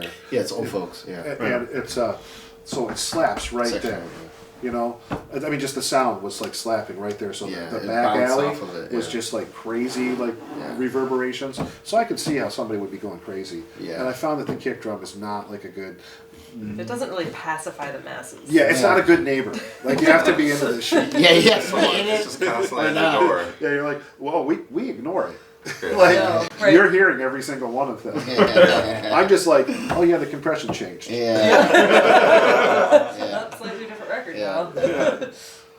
Basically, in a nutshell. That's Yeah, but what- yeah, that was the second one. That's when we started moving it around. Yeah. Nothing beats that first year though. Holy shit. Any of your parties ever get busted? Yeah, Yeah, a lot of them did. yeah. So we were doing a party at the Bow House, and it was like I think the owner was mad at the caretaker because he hadn't put a proper tarp on the ceiling and water had come in through the walls, so he just gave up on the place. And for whatever reason, he gave up on the place. We had spent over a month doing mold abatement, and What? Oh You yeah, guys? you guys had like crazy cat litter in the basement and whatnot. it's Wow. For a while. we had to like take these. They had been building tables in the room that there was the dance floor, Yeah. and they just left all the debris, and they built like. Like it was sawdust, like they were sawing wood Yeah. in there. It was like sawdust. Like Yeah, a I know. I remember. Yeah, I remember. You Yeah, know? yeah. So like we spent like I went in there when you guys weren't doing the party, but yeah. Scott took it. yeah, we took like over 30 days to clean the place, and he was like he just didn't get an occupancy. Wasn't there a license. gravel floor too, or something? No, there's parking lot was parking gravel. lot. Yeah. But inside the building, I remember in the big area there was like something on the ground. Well, it was like there was carpet that was really gravelly Yeah. colored and old Yeah. and like Yeah. very damaged, and then So Oh. like on for the downstairs there was like the Ukrainian bar, Yeah. and I had to talk him into letting us use that room for this because he never wanted like they would do parties there in the press room, the like what I forget which press. So the hard wax guys. Corktown press. Yeah. You know, Yeah. so yeah, they would. exactly. We played in that room. Yeah. Yeah. So it's like we had switched it to. It was like a little after hours, little Yeah. spot.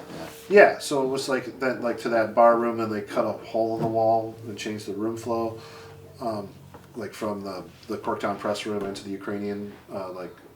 It was like the Ukrainian club or something. Yeah, yeah, it was You know, Ukrainian. And you know that. So, because so that what had a nice happened when hardwood you floor. guys got busted? What exactly happens? Because no one really ever talks about those parts. Oh, so it's 12, If you don't mind talking about It's it. 12:30 at night, and we're like, did Gabe call? No. You know, it's like such a system thing, but system joke there. But it got busted at 12:30, and they came in. It was a special task squad that had been created by like three cities or something. Yeah, it was like a tri-county underage task force, like trying to bust kids drinking Some underage. girl came home from a late night party in Detroit Techno.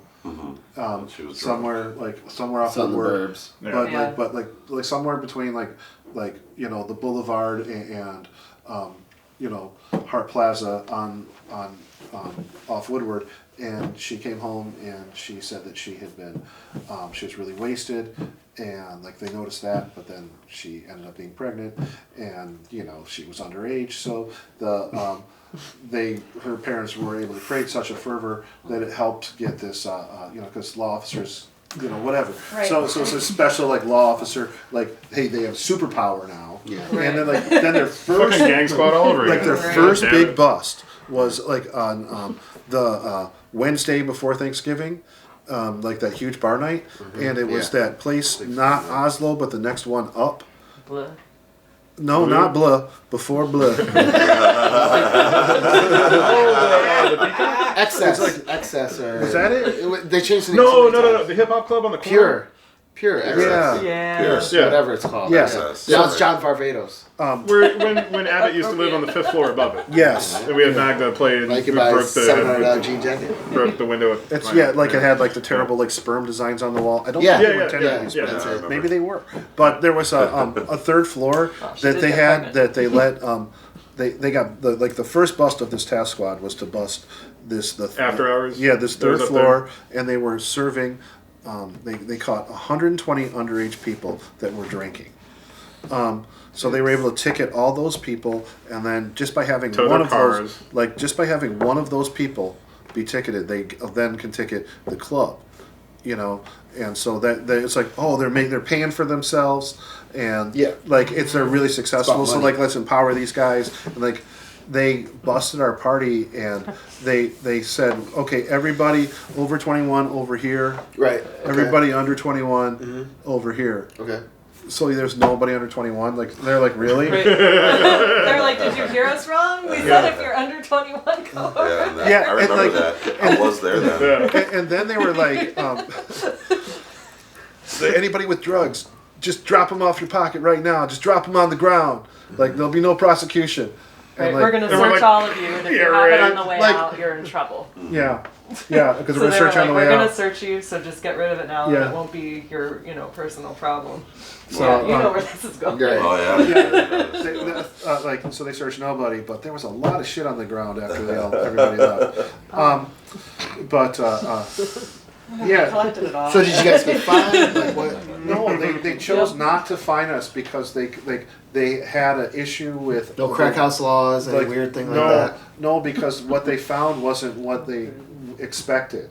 Right. Which I think that every time they bust a rave or bust an event in Detroit, they think they're going to find the shit like in the late '90s with a bunch of kids and fucking pacifiers. I don't even think they're going to find that. I like my gut instinct is that they think they're going to find a scene out of Scarface, or like if you're looking at a Death Row, like some cross between a Death Row album and like the dogs playing cards, you know, and Scarface. With teenagers wearing stripper clothes. It's gonna be like some guy doing there's gonna be like a pile of guns, a pile of coke, some naked chicks on the table, some cards, because there are parties like that. And I don't throw parties anymore because it got fucking cliche. Like, I'm sorry. But yeah, I think that's what they think they're gonna find. Right. But and they came to the wrong party, and they were really mad that they came to the wrong party, but they couldn't write the tickets that they wanted to write because we were IDing at the door. That making task sure force, people were 21. That task force came to Jumbo's that night. The guys from Belgium. Oh yeah. We played house that Abbott did. Yeah. They came and stayed with me. Yeah. Like Sand Soda and Red D, Bart, and the party's okay. It got moved to the last minute because of course it's fucking Abbott. Jumbo's, yeah. It was Jumbo's, and all of a sudden there's 12 squad cars, and it's like 15 minutes before 2. Yeah. And they come in and they're like, everybody bring out your ID. We'll check for underage. And there was so many cops, dude. You remember? I was just like, and I'm like, well, let's go. Like, then they started harassing the We Play House guys. Like they were just like, they're like, we need to see the driver's license. They're like, all I have is passport. Like what the fuck? Yeah. I don't drive here. I'm not from here. I don't give a fuck. Show me the damn driver's license. These guys weren't like that. Really? Yeah, because also they made us wait till I've been in the works with 2:45. I know the kind of. There was no underage people. I know the kind of bus that is, and I remember I wasn't there, but I remember reading about it, like the fake funk party that they threw at the Cade. Yeah, that got everybody's car. That was a good spot, though. But they made people shitty get sounding, down. but great spot. Yeah, they made people get face down in the mud outside. Yeah. Then they put their knees in their backs. Oh, dude, in the '90s, I got hit in the face with a butt out of a 12 gauge. That Scan 7 party. They used to search kids on the way out of parties in the late '90s, and they weren't looking for drugs. They were just taking everybody's money, and they were joking about how they're going to go to White Castle and get some fucking cheese sticks. Like, no bullshit. Like, I've had Detroit cops take my money out of my pocket, keep Your it, lunch money's mine. let me go without a ticket, not carrying about drugs or anything. Yeah. I got fucked with by a Vice Squad right here in front of the house. But this was not what No Way Back at the Bow House in 2011 was not busted by Detroit cops. This was busted by this Tri-County task force. Yeah. And it was the end of this task force because everybody should thank us because it bankrupted their they probably spent 50 grand on the bust. Yeah. They walked away with a plastic bag. They frightened our sound guy. When was this? 2000? 2011. Oh, recent. Yeah, it was during the DEMF movement, and it was they told our sound guy that if they had to come back, that they were going to confiscate all his equipment. And That'll kill a party real quick. these guys, like, there was we were not coming back after they left. Is what we learned real quick. What was this at? What's that? The Bohemian House? Yeah, the Bow House. Yeah. Well, I think that's probably the last time anyone did anything there, huh? There was like a couple small things after that, but it's faded out. Yeah. It was, It's like So that not means it's time viable, to it's water damage. Oh, that's what I Yeah. was gonna say. It's like that would be a good time to ramp that up. The again. building is totally Yeah, bad. probably done. That's I heard that he wants to attempt to rescue it now, but that's a whole other task. well, that could mean But it's now, time to now throw with No Way Back. things like though. the Grenadier and stuff like that, I know that cops are involved, obviously, with these certain after hours. Like, Let's not talk about. After let's not. Well, it's not Let's good. go back to not- back in the day and talk yeah. about when the cops were busting everything and all Well, that. why don't we Yeah. talk about everybody Yeah, we let's know talk that threw about a party at What's Timbo's the in best fucking cop 98? was? I and mean, had, only had there like was the 5 one or guy, 10. Troy, who was literally in a wheelchair, and the cops came up and they thought Troy, that he was faking. Yeah. So they picked his ass up and threw him down out of the Yeah. wheelchair, and he ends Yeah. up suing the city for a shitload of money. Yeah. Oh no. No, it's like like the way things went down when they busted in the '90s was not awesome. It was It was and scary. It was not fun. I actually remember something that Mike Himes from Record Time organized, where he had a group of us try to. We went and met with Benny Napoleon at the who was at that time like the second highest at the. Yeah, he wasn't the chief yet. Yeah, It not was the year chief yet. before, Yeah.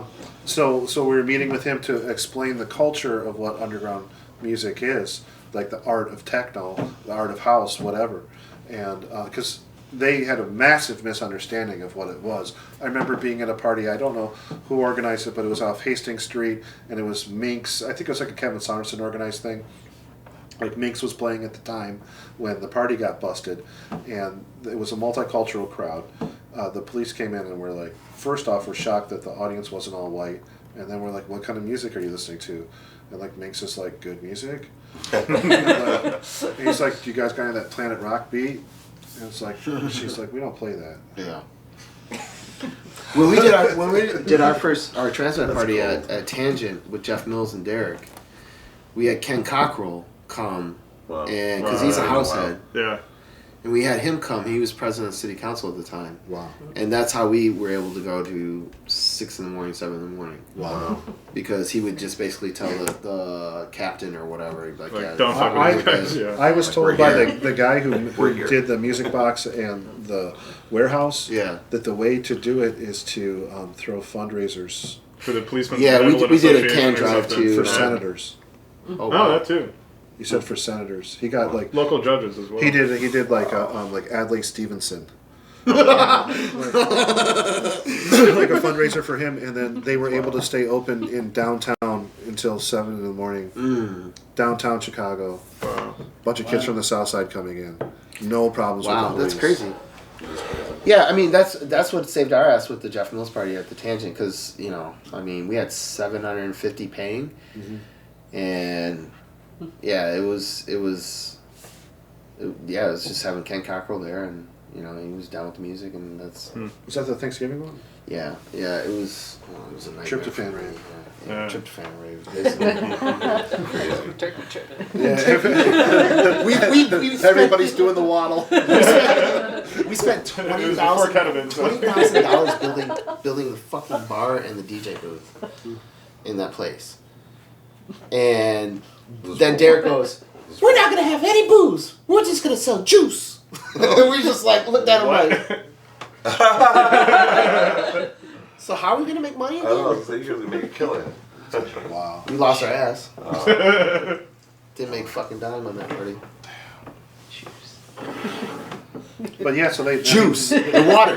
I remember driving the goddamn cargo van full of water, and the van's like coming from Costco or whatever the fuck. And I'm like, they're like, "Guy, what are you doing? A water drive or something?" I'm like, "No, we're doing a rave." But I just remember like the cargo van like splashing and stuff, and then we sold maybe like a tenth of it, and I had to return all of it. Oh my god. And then Derek made us do this. He was like, "I saw this at a party in Japan." And he's like, he's like, "Kevin, you're good at this kind of stuff." So he had me hang out fishing line going across the big room at Tangent, the big room, and creating a grid, and then doing helium balloons at different lengths attached to this grid. My fingers were bleeding by the end of this. Bleeding. Because I didn't wear gloves because I wasn't smart or something, you know. I'm frustrated and freaking out. And I had to make the balloons different. So it looked like the balloons were like floating because the fishing line was invisible. So it really wasn't. The light would hit it and you'd see it.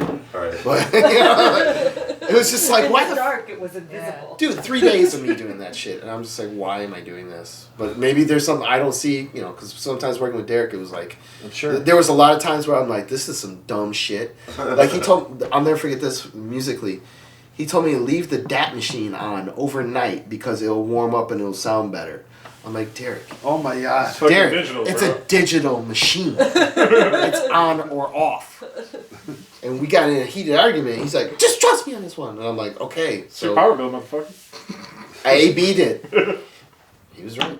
What? It sounded better. It sounded better. I don't know. Maybe the motors got a little bit more warmed up because you'd still on Now the you tape. understand the placebo effect. Yeah. Now you understand the placebo effect. Right. Warmer magnets. Yeah, warmer magnets. If you rub them on your wrist, they'll take out the negative ions from your blood. Are you clear? The best is like, he'd come with like a camera back from like Japan or something. And I'm like, oh man, that's sweet. How do you work that thing? He's like, well, you know, you just touch this one. I'm like, you don't know how to work it, do you? Of course I do. I took these pictures. Look it.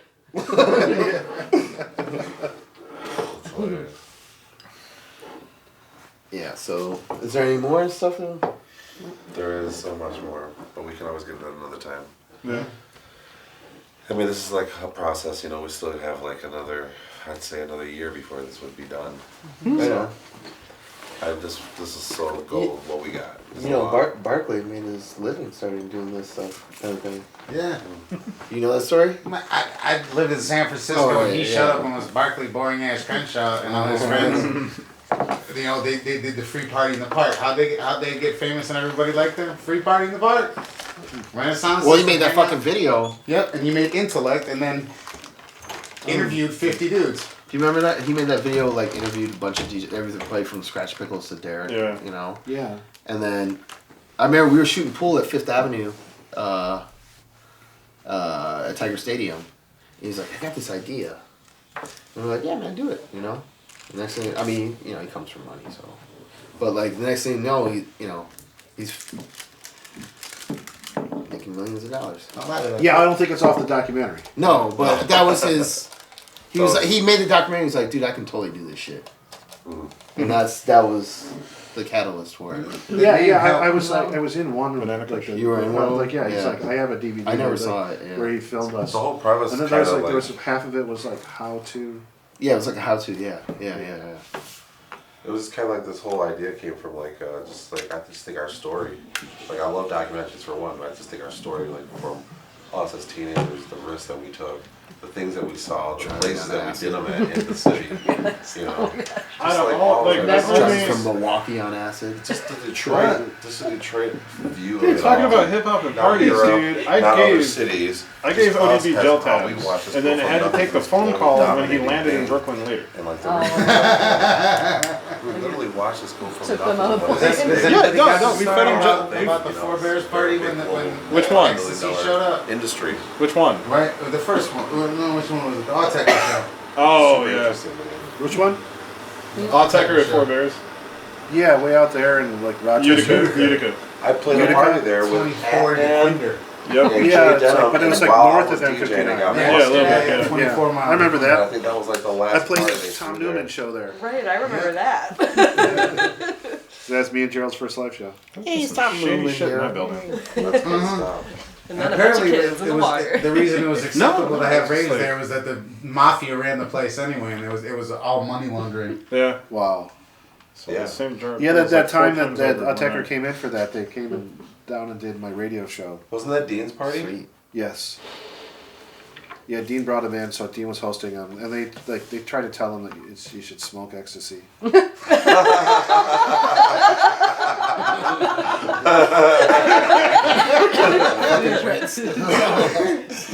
Yeah. night. Try it. Banana. Banana Kush. All right. That's hilarious. Exhale it through your Frisco nose. biscuit era. Was anyone at the show that when someone got outside? It was Laurent Garnier swore off playing in Detroit. Didn't he play in that? The pajama. That was a pajama party where the girl got shot outside. Yeah. TC's pajama. Yeah. TC's pajama. PPC. Was that in the Southwest? What was that called? Was that one? Yeah, it was in the Southwest. Yeah. I don't remember exactly. No, that was at the fucking the VFW hall. Yes. Yeah. Yes. Yeah. That was the place that had the metal railing that was electrified. Yeah. And Ransom, funny story, great story. So Ransom, you know, he would partake, and so did I, but not as much. But like, Mike was like, yeah, feeling it, right? And like, and everyone's wasted. Everyone's like kind of telling, don't touch this railing because it's electrified and you'll get zapped, right? So Ransom totally grabs it. And we thought he was joking. We were like, ah! No, but he's like, locked up on the fucking Ransom. And he's just like this. And then we were just like, oh shit. So me and Keith Chaw, another guy from, fucking slam him off of it. And then Ransom gets up. He's like, dude, my back was hurting. It's not hurting anymore.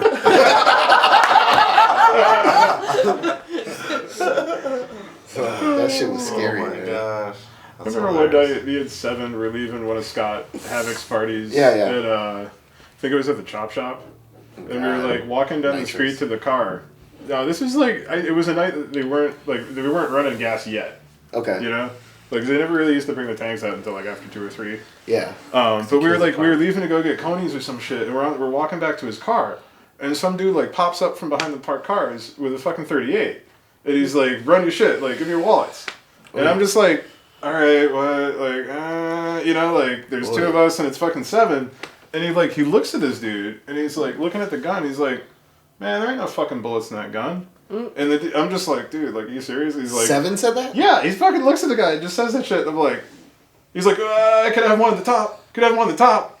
And he's like, no, you don't. Huh. Looks at me, we took the guy's gun and sent him running, but. Wow. Yeah. Wow. I just think about all the risks that I used to take to go to the party. Like we were saying before about it's like going to missing somebody's wedding. Right. Like all the risks financially. Like, you know, going to the party just to have enough money to get in. None of this stuff made sense. It's like it didn't buying the records. You know, you spend more records on than you would ever spend on groceries. And groceries cost a fucking fortune. You know, and like you missed rent. But you had to get all these fucking records because there was something happening. Yeah. You know, like and you didn't want to miss it. Yeah, they would not hold that shit for you. They hold it, but then they give it to other FPC people. wouldn't hold it. Like, no, Matt Clark can just take it. You know, so you're in this competition for the records. Then you're then you got to go to these parties, and the parties are like, you know, like everything seemed like a fortune at the time. They were, and like they were 20, 30s easily every time. They were at least fucking not in the 90s, dude. Except for poor boys were $5. And that's why they were called poor boys. They made it a known thing that they were $5. But usually every party they were $20. I don't remember Dean's paying. parties were $20. I never paid a good. It just felt like a fortune Either at the way, time. they were $20. Because you had to deal with gas and getting there. And Yeah, we were throwing parties in the mid to late 90s, and like it was just a professional courtesy thing. Like, for sure, but I'm just saying in general. I just remember if you want to go to a party. I don't remember paying more than $10 or $15 tops until like at least $99. The economy was way better. Right, I mean, it'd be way more expensive to see like a show at like Kobo at the time or something. Yeah, Nine Inch Nails would be like $50 or some shit. I remember blowing through like toll booths and shit. Oh yeah, going to Chicago or Philly or wherever, somewhere in the Midwest, like blowing through toll booths, like because I had no money in my pocket. Wow. Like just stupid shit, like putting people's lives at risk, like driving while still coming. Leaving motor at 3 a.m, still on acid, and be like, hey, there's a party in Brooklyn. Let's go. Yeah. Let's get the fucking car. God, man. I'm gonna have kids someday. Oops.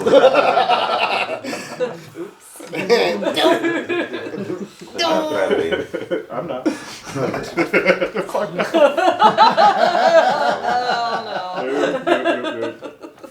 Not going. Remember smart drinks? Oh my God. Yeah, and mixtape tables. Mixtape tables. That was Yo, actually if you awesome. go, That's if Black you go to Madonna, right? ravemixtapes.com, Isn't that her claim to fame? there's some dude. She ran the mixtape table. Yeah. Yo, there's the guy who did it on the West Coast and in Chicago. If you go to ravemixtapes.com or some shit like that, the guy basically found his like steamer trunk of all the old tapes they used to sell on their They car shut table. down that website. They just shut it down. No, there's mirrors, dude. Really? I have Okay. a mirror Okay, on it, but alright. I'll give you It a has copy if you mirrors on want, the internet. It's Yeah. chill. That's cool, bro. Hard drive space, not that. I still got my Friendster shit going. I know, right? Oh, you mean Orca? Seems like I am. Yeah, I think that's her claim to fame is that she Yeah. did like the mixtape tables, like in St. Louis or whatever, Huh. Kentucky or whatever. I don't know. Yeah, I don't really know What's her his story. name? Or what's I his name? lived Did there like the once. Vita drink? Like I got sick. From somebody did like vitamin drinks or like slushies or some shit. There was like a smart drink table back in the day. that was Michael, right? Threads. There's, Oh, yeah. there's Actually, two of them. It's He like- Yeah. he did it with a couple. I thought like there was their I think kind of idea. He told me the story. It was like their idea, and then they were like, hey, you know, like Mike would like he would see that they would get busy at a party, and he would go help them. And then eventually, like they would be, because there would be multiple parties on the weekend, you know, like one He, here, he one would there. run his own set. And So he would run his own set with their idea I though. remember yelling at him because he wouldn't give me water for free. What an asshole I was. but I remember him doing the doing that, but also like Sean Rose, I think it was. I think it was Sean Rose's original concept. I don't know. I gotta ask him, but Sean was like a way different vibe than I'm Michael. supposed to actually interview him, Mike McKell, soon. Yeah, he's just like got a totally different vibe. It was awesome what he brought to the whole thing. But man, those drinks sucked. Didn't have a lot of flavor, but you know, A lot of powder. a lot of powder, a lot of powder. energy. Yeah. I mean, I didn't know. Just brain food. And then the clothing shops too, like there was one on the strip in East Lansing that sold like There's one too. fat There's one pants in and Ann shit. Arbor. Yeah, Mojo. Oh, What's his Mojo face in is, Ann Arbor. right? on the corner. It's where Bongs and Thongs is now. That's hilarious. It's always something. But it's, I get on my good Q pants. Elephant House had a Oh yeah, too. had a place in a place where they sold clothes, fat pants and shit. Yeah. I forget what it's called.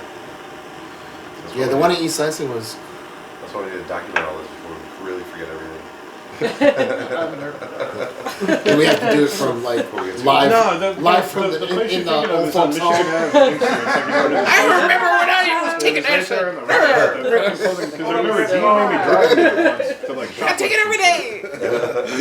He was the worst Oh, my about stomach that just too. hurt. Like he'd be like, "Oh yeah, dude, let's go hang out." Like, Hold all right, on, we're hanging out. what Like, was let's that go to the place grocery store or called? something. I'm fucking walking out the car. He's like, "Oh yeah, dude, like pulling out all the shit he just stole." I'm like, "Motherfucker!" Like, Right. Is that like a cooking tortilla or? yeah, it's okay. like Bed Bath and Beyond, like regular. Regular, okay. This is much better use. So funny. Yeah, oh yeah. You don't like seared tuna? Anything against sincere tuna, alright, but this. Yeah, no. Thanks again, you guys, for your time. This has been great. I am. Right on. Sure, man. Anytime, bro. We can also pick things up too, you know. I think Kaku's opening a space soon. Yeah. Oh wow. Yeah. That sounds interesting. So there's a cottage industry based around techno and the whole party thing. But then, like Greg Mudge opens sandwich shop, and then Mike opens a thing. And I mean, how much influence did You see that in the world too. in Detroit? How much influence did techno have? It's like no, it's not. It's not strong enough at all. I saw this really great backpacking for success or whatever, like the UR, the charity that John Collins from UR I think helps out a lot with, and so it was Derek May doing an introduction, and then it was Mike Banks speaking, and Mike was just like, these guys go around the world all the time and see cities that function, and like they should be talking to these techno guys more to see they've been more places than the city council of Detroit has been. Right. Oh, but Angie did take the city council to Tresor. Yes. What's her face? Young Latina. She is all about it. What's her name? Lopez? Oh, Ashley. No, not Sonia. On the city council. Yeah. I voted for her. I forget her name. But yeah, you look at perfect example. You look at a city like Berlin, where it's like there's so many shops open because of they made their drinking laws 24/7. Wow. And instead of what they claim would happen, which actually what happens to Detroit because of casinos, like the exact opposite happens, where they like I believe the demographics for or the numbers for what they pull into Berlin for New Year's is like something like 1 million people. I'm sure. Wow. But Detroit's also a Bible thumping fucking. Yeah, we have the whole like curse of the South Black Bible like in here. Curse of the Puritans. Right, America. Yeah, the curse of America, the curse of the Mayflower. Exactly. That's Detroit was like Did Catholic. you go over when to it was Drawers founded. and pick up records? No, because apparently Josh bought them all. Because that's, I mean, think about, if we Oh, had, it was even Josh. if He we just had 4 told a.m., me he man, grabbed them. like, Like he didn't say who that though. changed I the think about it all the dynamics. time. Yeah. It's like it would change this town, Yeah. and what it could do because there could become more of a techno industry thing here. Yeah, where Yeah, people if where Dimitri people can opens support up- themselves by like having something like monthly. It's like the laws have to change. Like, Yeah, the laws have to change. Dimitri and the But city even if he council are trying to opens do that his thing thing, where where he's he taking still a has to piss shut about at each fucking one 2 of the o'clock. Well, If he no, I opens mean his that's the thing, thing. like- Part of To the my idea of understanding. taking the city council to Berlin was like, look, this is what happens when you get rid of all that Jesus bullshit. But You stop being afraid of the living. dark. This is- You gotta elect a nightmare. You got to be in 90% tune with the of the fact that a lot, more than half your city necessarily doesn't give a fuck that the sun's gone down. They still want to do shit, And you're gonna have to get all But these people that have Baptist- power in the city don't agree with that. That's the thing. well, fuck The 'em. pastors They're and all either this they're either gonna come around or they're gonna eventually die. So one way or another. I agree with you, but But I'm just That's pointing only out. one of 2 everybody waiting to die. It's I mean, it's a false equivalency of like the degradation of society and people who go to nightclubs. It's like, Yeah, are they it's thinking bullshit. like, like some kind of like nightclub from a 1970s movie or something? Like, I don't know what they're imagining, but like people dancing isn't a bad thing. Maybe you should make a graphic novel on what they, you think they think are thinking. So from where you're closer being like Huh? in the Packard plant to to go being somewhere. abandoned Yeah. to like desolate, and now Oh, no worries. I'm pretty sure Time it was. that it is being actually cleaned out right now, and they are renovating it. Like they are doing stuff to it. It's so crazy because there's like not even any like rebar left in it. I mean, it has been so thoroughly harvested. Like, how is I it? agree, but the like, structure, the foundation of the structure that they used It's back like- then is still strong. Dude, enough, it's I like we guess. survived it, but it's like talking about it to me is like talking about Chernobyl. Right. Right. It's like we survived it. Right. Like you would blow black snot for like 10 days Yeah. after that thing. The rave Right. days. Dude, after the first No Way Back, I was picking black and green shit out of my nose Right. for at least 2 or 3 days. Yeah. That was the first time in like a decade I had done that. Yeah, fuck that shit. Yeah. The thing is, like, you come to realize it's not as much the mold and the shit in the building, but it's the fucking particulate from the speaker cones that end up in the air. The fact that there's nothing left in the building, but it's just cement. It's just like how. I mean, the cement dust is a part of it, but all the Cement black dust. shit that comes out, it's mostly fucking speaker cones. I think in the case of that particular No Way Back, it had something to do with the roof. Yeah, that's Yeah. it. I'm pretty sure it has something to do Like with every time I'm at Berghain, I'm thinking, dude, this shit would Can I never hit that work again, or- in Oh, Detroit. yeah. Well, there's For not. For sure. Like, Number one, code. Where's the fucking elevator for, Right. There's a lot of course. well, they Yeah. have elevators, Don't but Especially- I know. don't say I that. know. Especially with what I want happened this stuff in to continue. California. I know. I shouldn't. It's like that's like I don't know, but that's a form of censorship. Yeah, What do you mean? You're right. Yeah. But You're right. I'm just being. That's all right, go on. Bergheim, you mentioned on Facebook a while back you went to Osaka, and you were like, oh, it was just like the '90s rave vibe or somewhere in Japan. No, it was at Sri Lanka when I went there. Sri Lanka? Yeah, it was crazy, man. It was like people were getting down. Like How long it ago blew was my that? mind. How many years ago was that? 2 years ago. gotta change my music we make. It's like you go play Sri Lanka. Oh, you guys go more places than me. Yeah, didn't you like rebuild it after the tsunami and all that? But no, I played on this little like. How much of that shit is left? Like I thought it fucking. Sade stayed in the same room I stayed in and like did Detroit. Smooth Operator, and Duran Duran did Hungry Like a Wolf. Yeah, they're the. Is that Duran Duran? Yeah. Hungry Like the Wolf and like the. They shot Rio. the video there. They're two big videos from that time. But yeah, like that was crazy. Like they were supposed to have like 200 to 300 people show up at this party for New Year's, and it's on like you watch the moon and all this stuff, and it's on a cliff, and then there's like an endless pool, and then they had 700 people. Sucks. Yeah, it sucked. and 700 people showed up. They had to have armed guards and shit to make sure people wouldn't come in, like. Wow. Because it would have been too many people. It was crazy, man. And people were getting down, man. They wanted to be there. That's awesome. Yeah.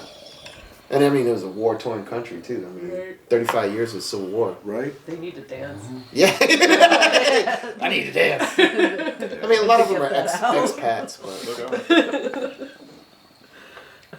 but... You mean there are a lot of Americans here?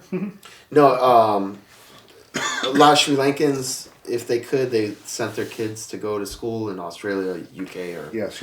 So then they come back. Yeah. Every New Year's or whatever, twice a year. Oh, I see. That I mean, expats. in that sense. So that's why it like this music form could be there. Right.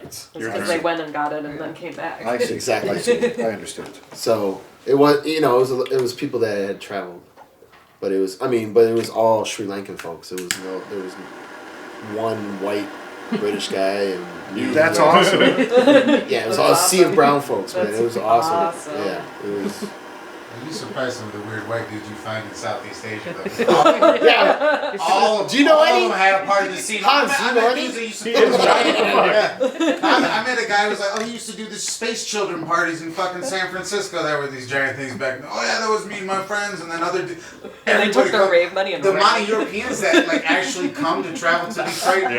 It's weird. You meet them all over the world. Oh yes, I've been to Detroit. Dude, Joe Tron went to Jamaica for like 3 years. The only reason he got busted is because he fucking came back. We see it all the time. No, it's hopefully we can get a bunch more stuff on this and then get $60,000 from French free Arte Give Me Money documentaries, because I know some French dudes that are qualified. You sound like an American right now. Gotta get the money, hustling culture. Oh shit! Give me the lightest of the lightest. Of course. Don't suck so hard. Susie. Don't suck so hard, Kevin. Huh? Don't suck so hard. So it's not complicated at all. Do the complicated part. He does the hard part. All you have to do is enjoy it. Yeah. Just inhale. Try to clear it. Try to, yeah. Like I was watching y'all do Give it. him a I'm little like, bit. what? Don't give him too much, Q. He's good. He's like, wait. Exhale through the nose. For the flavor. The flavor is nice. Yeah. Susie, you want to try? It's like bananas. Yeah. Well, it is banana kush. That's kind of the idea. Am I gonna be on my ass in like 5 minutes? And if you are enjoying it, I don't know, man. yeah, if you are enjoy it, for sure. Only one way to do it. It's a really good time to do The first time I got a tattoo, I guess I was sitting in the chair talking to the guy, and then all of a sudden I said, "I'm going now," like this, and went out like I was on nitrous or something. I woke up to him like throwing. Nitrous getting a tattoo. No, that's how I acted. That's how I acted. He was like, I woke up to him like freaking out. He's like, "What the fuck, dude? What the?" I'm like, "Huh?" He's splashing water in my face. He's like, "Did you eat anything before you got the tattoo?" And I'm like, "No, we were in the library for 4 hours looking for Irish symbols to." Yeah, me and my brother. My brother was like, my brother had a tattoo of his ex-girlfriend before he went into the military across his chest, and of course, right. So he comes back the year after or whatever, and we're at the swimming pool in East Lansing, and he fucking takes off his shirt and gets in the pool, and it was like something out of American History X, because he had this giant blacked out cross like this, and everyone like grabbing their kids out of the water and shit, like look at, and I'm like, oh my god, a fucking tattoo or some shit. You know, they were thinking, I don't know what they were thinking. My brother's like, what? So he comes to Arizona while I'm in college, and he's like, let's get a tattoo. And I'm like, dude, it has to, I can't.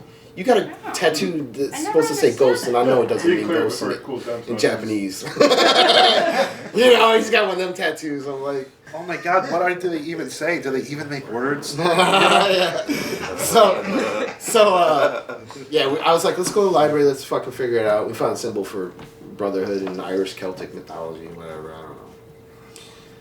Yeah, so that's why I passed really out. means like number 9, no mistake. Yeah, it probably means like dipshit or something. Fuckface. Or like edge of this painting. Turn page here. Some comedian made a joke about like, what if like no, I saw Sinead O'Connor album. Asian folks would get like English words all fucked up tattooed. Oh yeah. No, they just do it with their storefront names. They quit fucking them in really great ways. Hitler fried chicken. Oh man, yeah. That My grandma's house was a Chinese takeout. It's called Tiki Audi. Yeah, no, that's tastes like shit. It's Yeah. so good. It's good? Yeah. I mean, I'll fuck with Dynasty down the street. Yeah. Catchy name. Fuck that Shangri-La It's a place down the street. That place is terrible. That place is dog food, man. Garbage. It is not cool. They brought me fried rice once, and it had a drizzle of soy sauce on white rice. And I'm like, they were like, yeah, it's plain fried rice. I'm like, no, it's not. Yeah, this is for Hans. Take it away. Oh my god. Hans and Franz. She argued with me, Chinese waitress. She argued with me. She was like, no, that's plain fried rice. Some people don't like stuff in their fried rice. I'm like, that's so oh my god, you can order plain fried rice? What the fuck is that? That's some super hood shit Soy there. sauce. No plain, no vegetable. Fuck y'all. Not even fried. Let me get one carrot. I just want one fucking pea in there. One pea. Yeah, just one pea. One square Yeah, carrot. like that asshole at the bar that always asks for, I just want one ice cube, please. I used to get those at Oslo all the time. Nah, dude, you really want to fuck with them? You ask for 2.5. Because what's half an ice cube? Yeah. It's still an ice. That's when the bartender throws the drink in your face. Yeah. But then you get it for free. Yeah.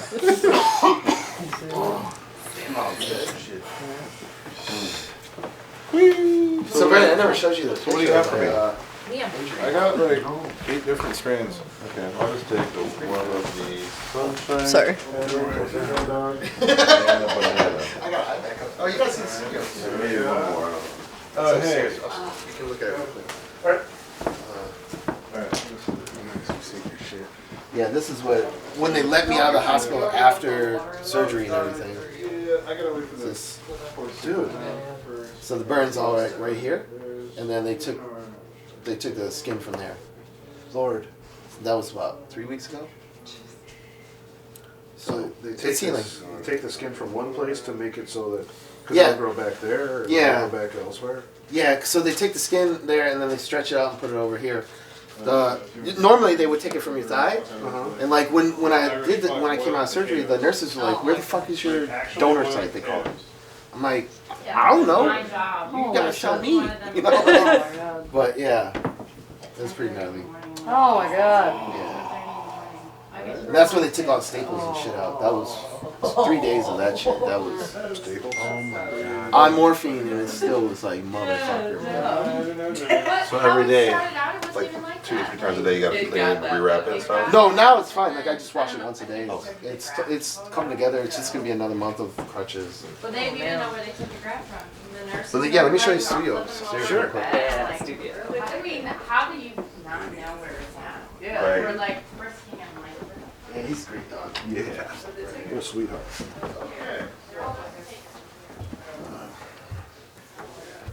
Yeah, I couldn't even do this a couple days ago.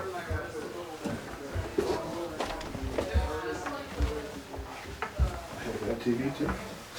Yeah, now it's a fucking giant waste of space. Yeah, big giant paperweight. Yeah, super heavy.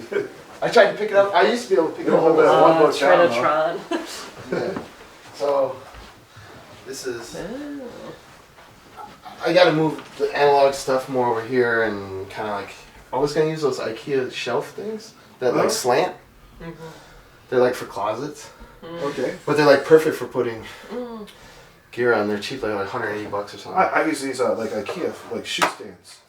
I keep my cases of gear. And Really? There's like these shoes. Yeah, that's what they are. They're like they're $7. No, these ones are like $7. Oh no, this was like 140, I think, for the whole. But yeah, it's just their a little tabletop is what you're talking about. Yeah, I'm just talking about a tabletop. So you're talking about the shelf. So you could make your like 808 be like an 808. Yeah, that's what I want. Yeah. So it's a but that what's this? That is the DCB to MIDI. For because the Juno 60 is only DCB. Right. That stupid thing they made just on two. I have that sequencer. A friend of mine gave me that, and I have a 700. Yeah, I haven't really used it, to be honest. I mean, it fires up. I know it works. Like I got it to send a signal, and then I got a 727 down there. Yeah, it looks just like the 909, right? Though. Yeah, totally right. It's just like the exact design of the 909. You can see the buttons. Yep, same buttons. But the side too. It's just like the kind of coloring. So what do you think? Like 80, 87, 86? No. No, 84. Later. Oh, 84. Okay. Oh yeah, that's right. Yeah, this is 80, 83, 81. 81. Mm-hmm. Yeah, she got a couple teeth missing. Yeah, I think it's 81. But yeah, and then that's mine Sonic. No, what are the action figures though? What is it? Oh, this is my brother's battalion actually. Same ones. 75th, 3rd. It was weird. Like I found it randomly. Wow. And that's his. That was the last. They cleared airport in Kirkwood. His buddies gave that to me. Wow. And that's Daft Punk. And Susie got this for my birthday. It was Ron Zachrin. Oh, which one? This one. Ron did this. This is a print, but. Oh, that's awesome. Oh, cool. Yeah. Yeah, I like that one. Yeah, I'm really all the drips. Ron, man. He's so awesome. That one's great. Yeah. But yeah, man. I'm mostly using. Like when I'm playing out now, like I use these two guys. I used to use that guy, but. Oh, that thing. Yeah, sure.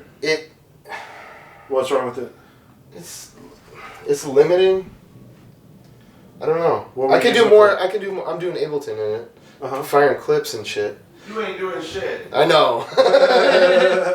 But this, I could put this in the bag like this. Right. This I should have bought the lighter one, but this was really cheap. I got it for like $220 or something. But yeah, I take these guys out, and for sound card I use. That's what I use too. Yeah, it's a sound card. You have to do 96K though, which is better sound, but it pushes the. If you don't have a good computer, you're kind of fucked. But yeah, I make all my beats with this guy mainly, and then that guy. But I want to bring these back in. Like I'll sample this stuff, but I want to bring it back into like a full. I just have to get the space right. It's challenging. Yeah. These Tenoys are fucking too loud. They're almost too big for this room. They are too big for this room. So this is like a software integrated keyboard here or something? Yeah, this is the Native Instruments keyboard. These are like brother and sister. This is just some bullshit. But like for this is just how these sound. These speakers. I think I needed to play.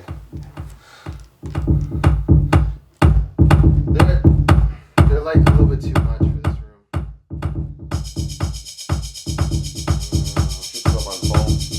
I know. I was gonna get those ISO things. I have those. They're great.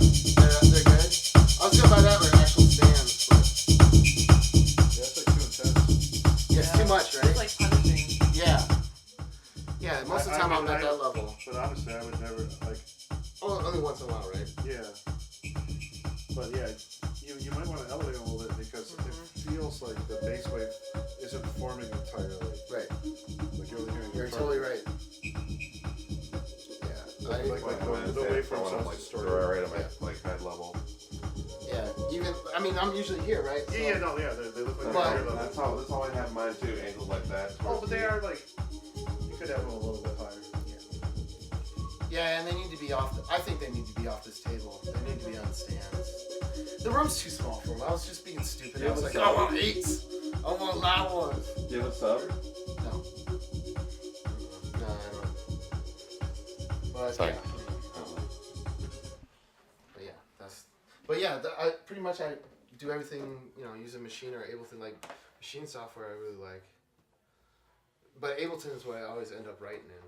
Does this thing still work? Yeah, it works. But yeah, Broke a button. Motherfucker. But yeah, like.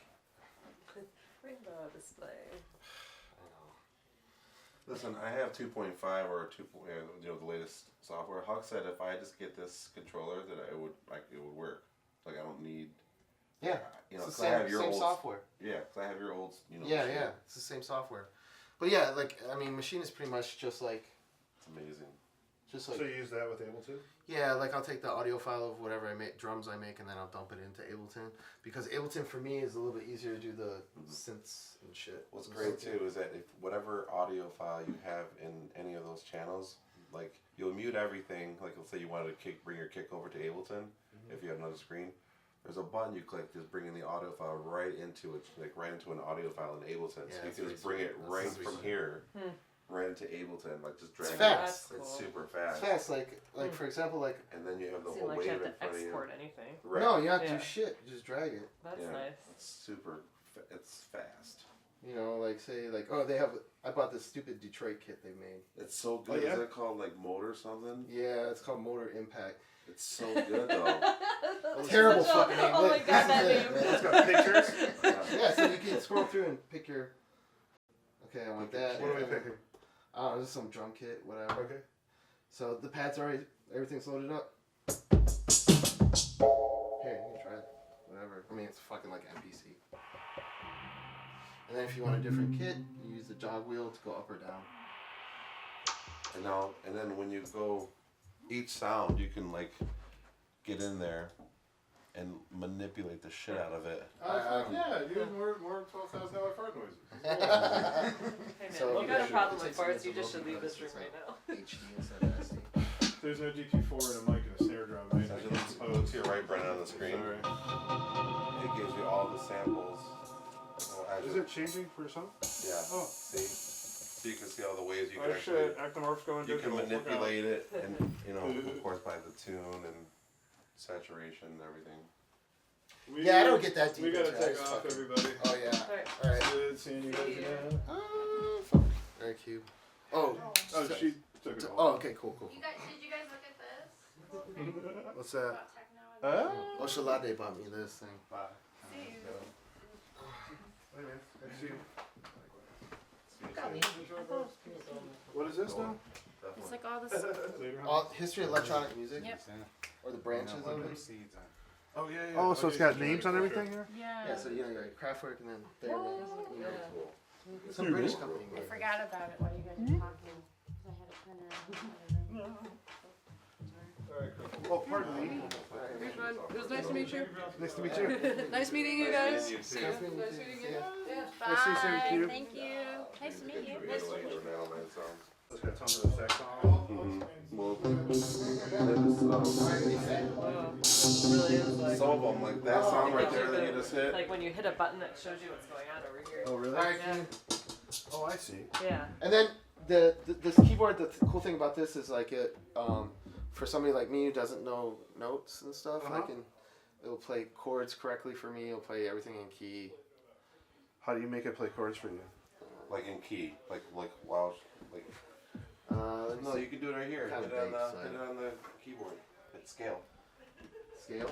Right. You got to do it from an actual like key sound, not a fucking drum sound. Look how You can do it from the MIDI stuff. Here, this is There's how a I do it. scale thing where Oh, you just hit one note, it'll play the That's whole what scale. I do. I off do it in Ableton, and it seems to work. Let's see. But like if you want to go in A, just the chords will This- light up. This is so that you're brand in new. key. This fucking Mac is brand new, and it's fucking slower than shit on Shingle. Because it has that Fusion hard drive. Oh, Well, you can't get no, that you thing. can't get that. It's Oh my such God. bullshit. It's such You fake can't get that shitty one. technology. It's like the worst hard drive It anybody ever loses made. data. It's like not Fuck cool. Yeah, it's not professional for audio. Yeah, because I got this for 1800. Oh, no, you have to get the SSD. No choice. I know, my laptop's faster than an SSD. Right. Yeah, no, SSD is That's like. what I Fusion use. is for like it's literally- moms who like buy take photos. Yeah. Kevin, I mean, that's why I got $200 off on it. Yeah. Yeah. Kevin, use what I use. An Asus i7, I'm a Mac guy, man. I don't. 12 gigs of RAM, $800. Yeah, It's I built- can't. It's You built put like a Mac. you put me in front of a PC and I just go dumb. I'm the same way with the Mac. I mean, I used to work at Apple for a little bit. It was a fucking shitty job. What'd you do for Apple? Just fucking the retail bullshit. Oh my god, that must have been Oh so my good. god, did they like I try worked to make there- you join their cult and everything? I worked there when the iPod came out, Oh, like when they first Oh opened. yeah, And it was I like, DJ'd one of those events. dude, it was like the joke is the joke is we call it the iPod accessory store. Right, seriously. Fuck, what is this? You want to take your seat or? Was that hard? I don't know what's going on right now. Why it won't move? Oh, there we go. Okay. So what I would do is like to get this keyboard going. Oh, sorry. Use a You just drag it into a Instrument? MIDI file. instrument rack. Mm-hmm.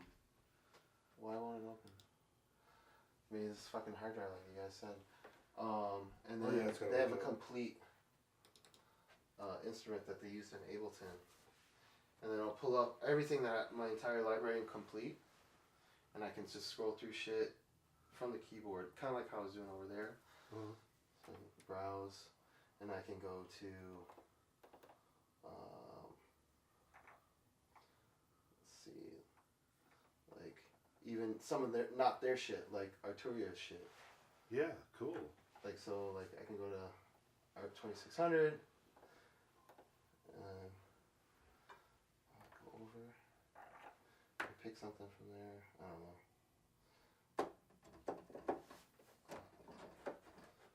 Should be some audio.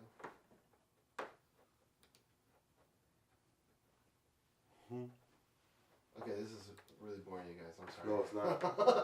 No, this for me is awesome because I haven't seen it. I'm like, sorry. This is what I use. I haven't These seen pretty this. colors.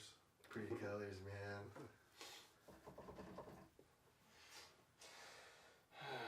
Damn, so I should have got the SSD, huh? I didn't even know they had that option when I first bought it. Yeah. Alright. And good luck opening that thing up, changing it out. Anyways, you can play fucking No, sound with you that. can't. It's It's like awesome. That's what I'm You saying. can't open these up, right? No.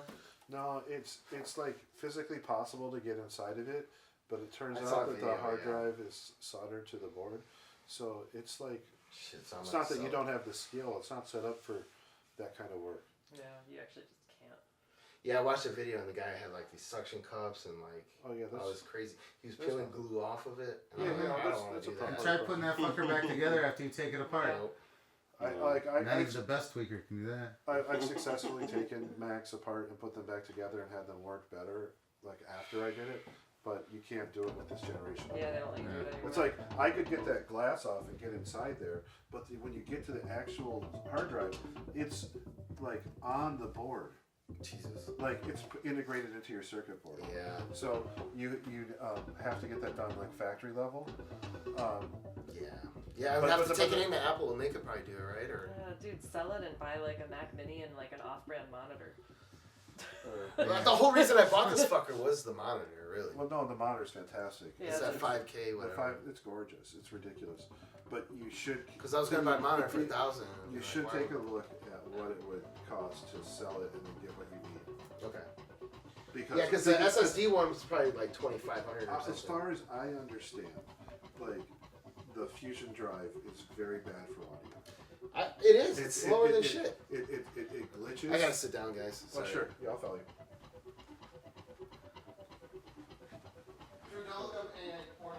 I'm right behind you.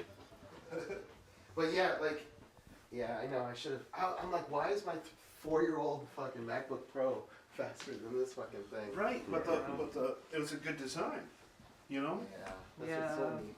And then I had They're not in the $200 zone off. right now. Jobs is dead. Yep. Their current products aren't that hot. But like, I'm not like my dick is not hard about fucking getting a new one. Yeah, you don't care. It's the same thing. It's like, okay, what's the speed increase? Really nothing. Oh, it's not. It actually takes away ports, so it just costs you more to run. Yeah, so you got to dongle everything. Yeah, or like, there's ERIKA showed me this device they make that does all the ports, connects to one of those things. Oh, what's the brand? It's like a Chinese name. No, it's like There's a Mac OWC. Sales, Other Road Computing. They make like a USB-C to all the holes. Yeah, yeah. Yeah, it's got everything on it. It's like all the options are there, but yeah, it's the Fusion Drive. Like it would be okay if you were only writing words on the computer. Right, if you're using the Because internet and it's like this dealing much with- of RAM, right? Or It's not I don't know how much RAM is in it. It's the Not most that- it's a part of the drive like goes to sleep on you. paid for And by then the like US the OS government. moves files on and off of like the part that's accessible and the part that's not accessible. Or like so it's it's bouncing information it's back make, and right, forth. and it's like trying to make choices about I what caught it thinks some you're going to Mormons trying access to to pull put a it into the scam. faster part. But it's like I'm guessing you know. It's like it was a bad idea.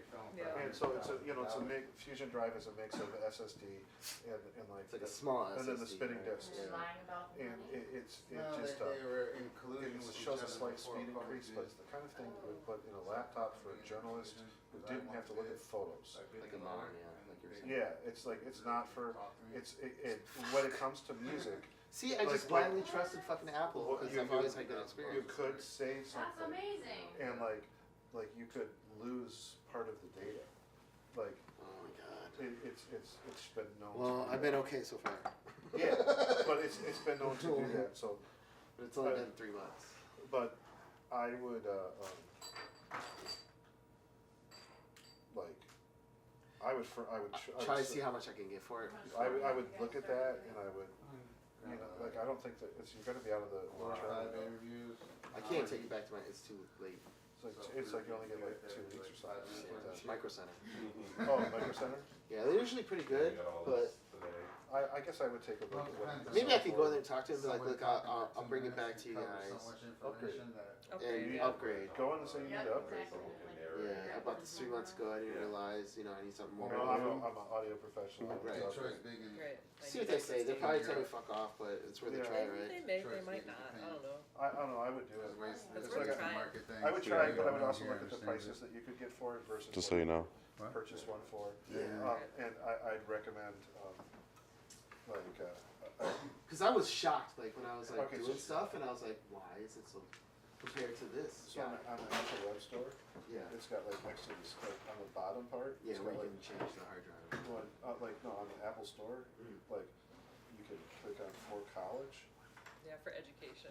Yeah. Like, shop for college is the tab now, Yeah. and like you click on that, and then everything is automatically in college prices. How was the udon? Yeah, but you still have to show them ID. at No, some you don't. point. Yeah, No, but you You don't. have to send them some kind of. You Oh, don't I have have. to do shit. No, Not even. I No, had ransom link no, or I you don't used have to worry about the- that. So For it home gives drive you like a menu. 10% discount. Yeah, it's 10%. I Nice. wasn't complaining. But that it's $200. Right, It's cool. It's tax. Yeah, You tax, know, yeah. it's It's like cool. Yeah. It's like it helps. So So you don't have to show them shit when you No. when you pick it up No. or anything. No. no, no, and you can have them send it to you. You don't So gotta pick I it up. would It's the mail it same to me. price. Like, yeah. it's free to Really? Because ship it it. used when I was there, There's an they American used to restaurant like there well, where I sell anything over $200. barbecue ribs Huh? and spicy Anything chicken over wings. $200, I think that's free shipping I with think Apple. everything. But I'd is want to for bring shipping her at here this point. and make. Okay. There's The only like reason I bought that fucker was 20 because one, different it's kinds of really- noodles two in was on Laos. sale, and I'm like, you know what? Instead of just buying a monitor, And why not get? Whole computer. Yeah. And what would you you know. use it as a monitor though? tons of Right. different noodles. People like noodles. Intentionally. Right. Like Well, the concept was just to have that. And because not you used to have be able my to do that own. Yeah, I know. on the older one. But I've never been to New. But it doesn't go there. Okay. yeah, that'd be my recommendation is like to get an SSD that There was And like- bones in my body saying, nah, Now I I need have SSD. And then there's like also don't go under 512 for your SSD. It's like really expensive to get Yeah, a this was terabyte. $256. Yeah. Yeah, but it's like for like the homework computer. Yeah. Unless you want to just always be copying an external drive, which is fine. Really crazy. Then you have to be serious about your data. I copy all my shit to the cloud now, Okay. so I'm kind of like, because I've had too many fucking fuck ups. Oh sure. So yeah, so maybe a 256 would be fine for you, but just don't do the Technically, first you level. can't make it right because there ain't 128 no just- restaurant unless you're making rotten fish juice yourself. Yeah, this like now when I first Yeah, got this, it I was always like, takes oh, the something funky, 256. right? And When am I gonna do there's this? So we filled one up of in the a things minute. that I've heard. But now I keep everything like like I got a NAS specifically, drive, and I especially got Right, you're not using it as a library, you're using it for work.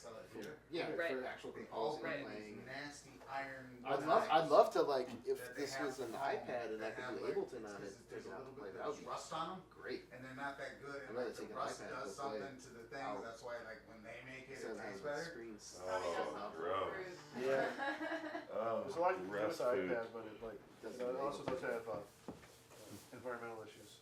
Oh really? Because it's all within iOS. I used to like I used that with my like a lemur. What about sweating?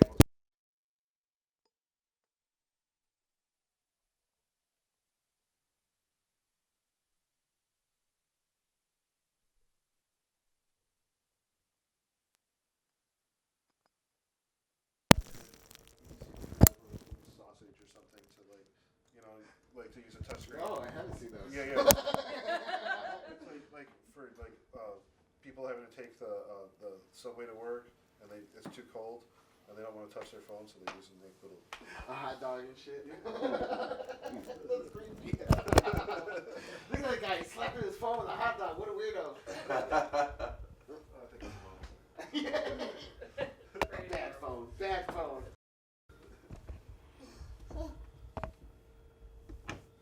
Sweet. So what kind of camera is that? Sony FS 700. Nice. It's not bad.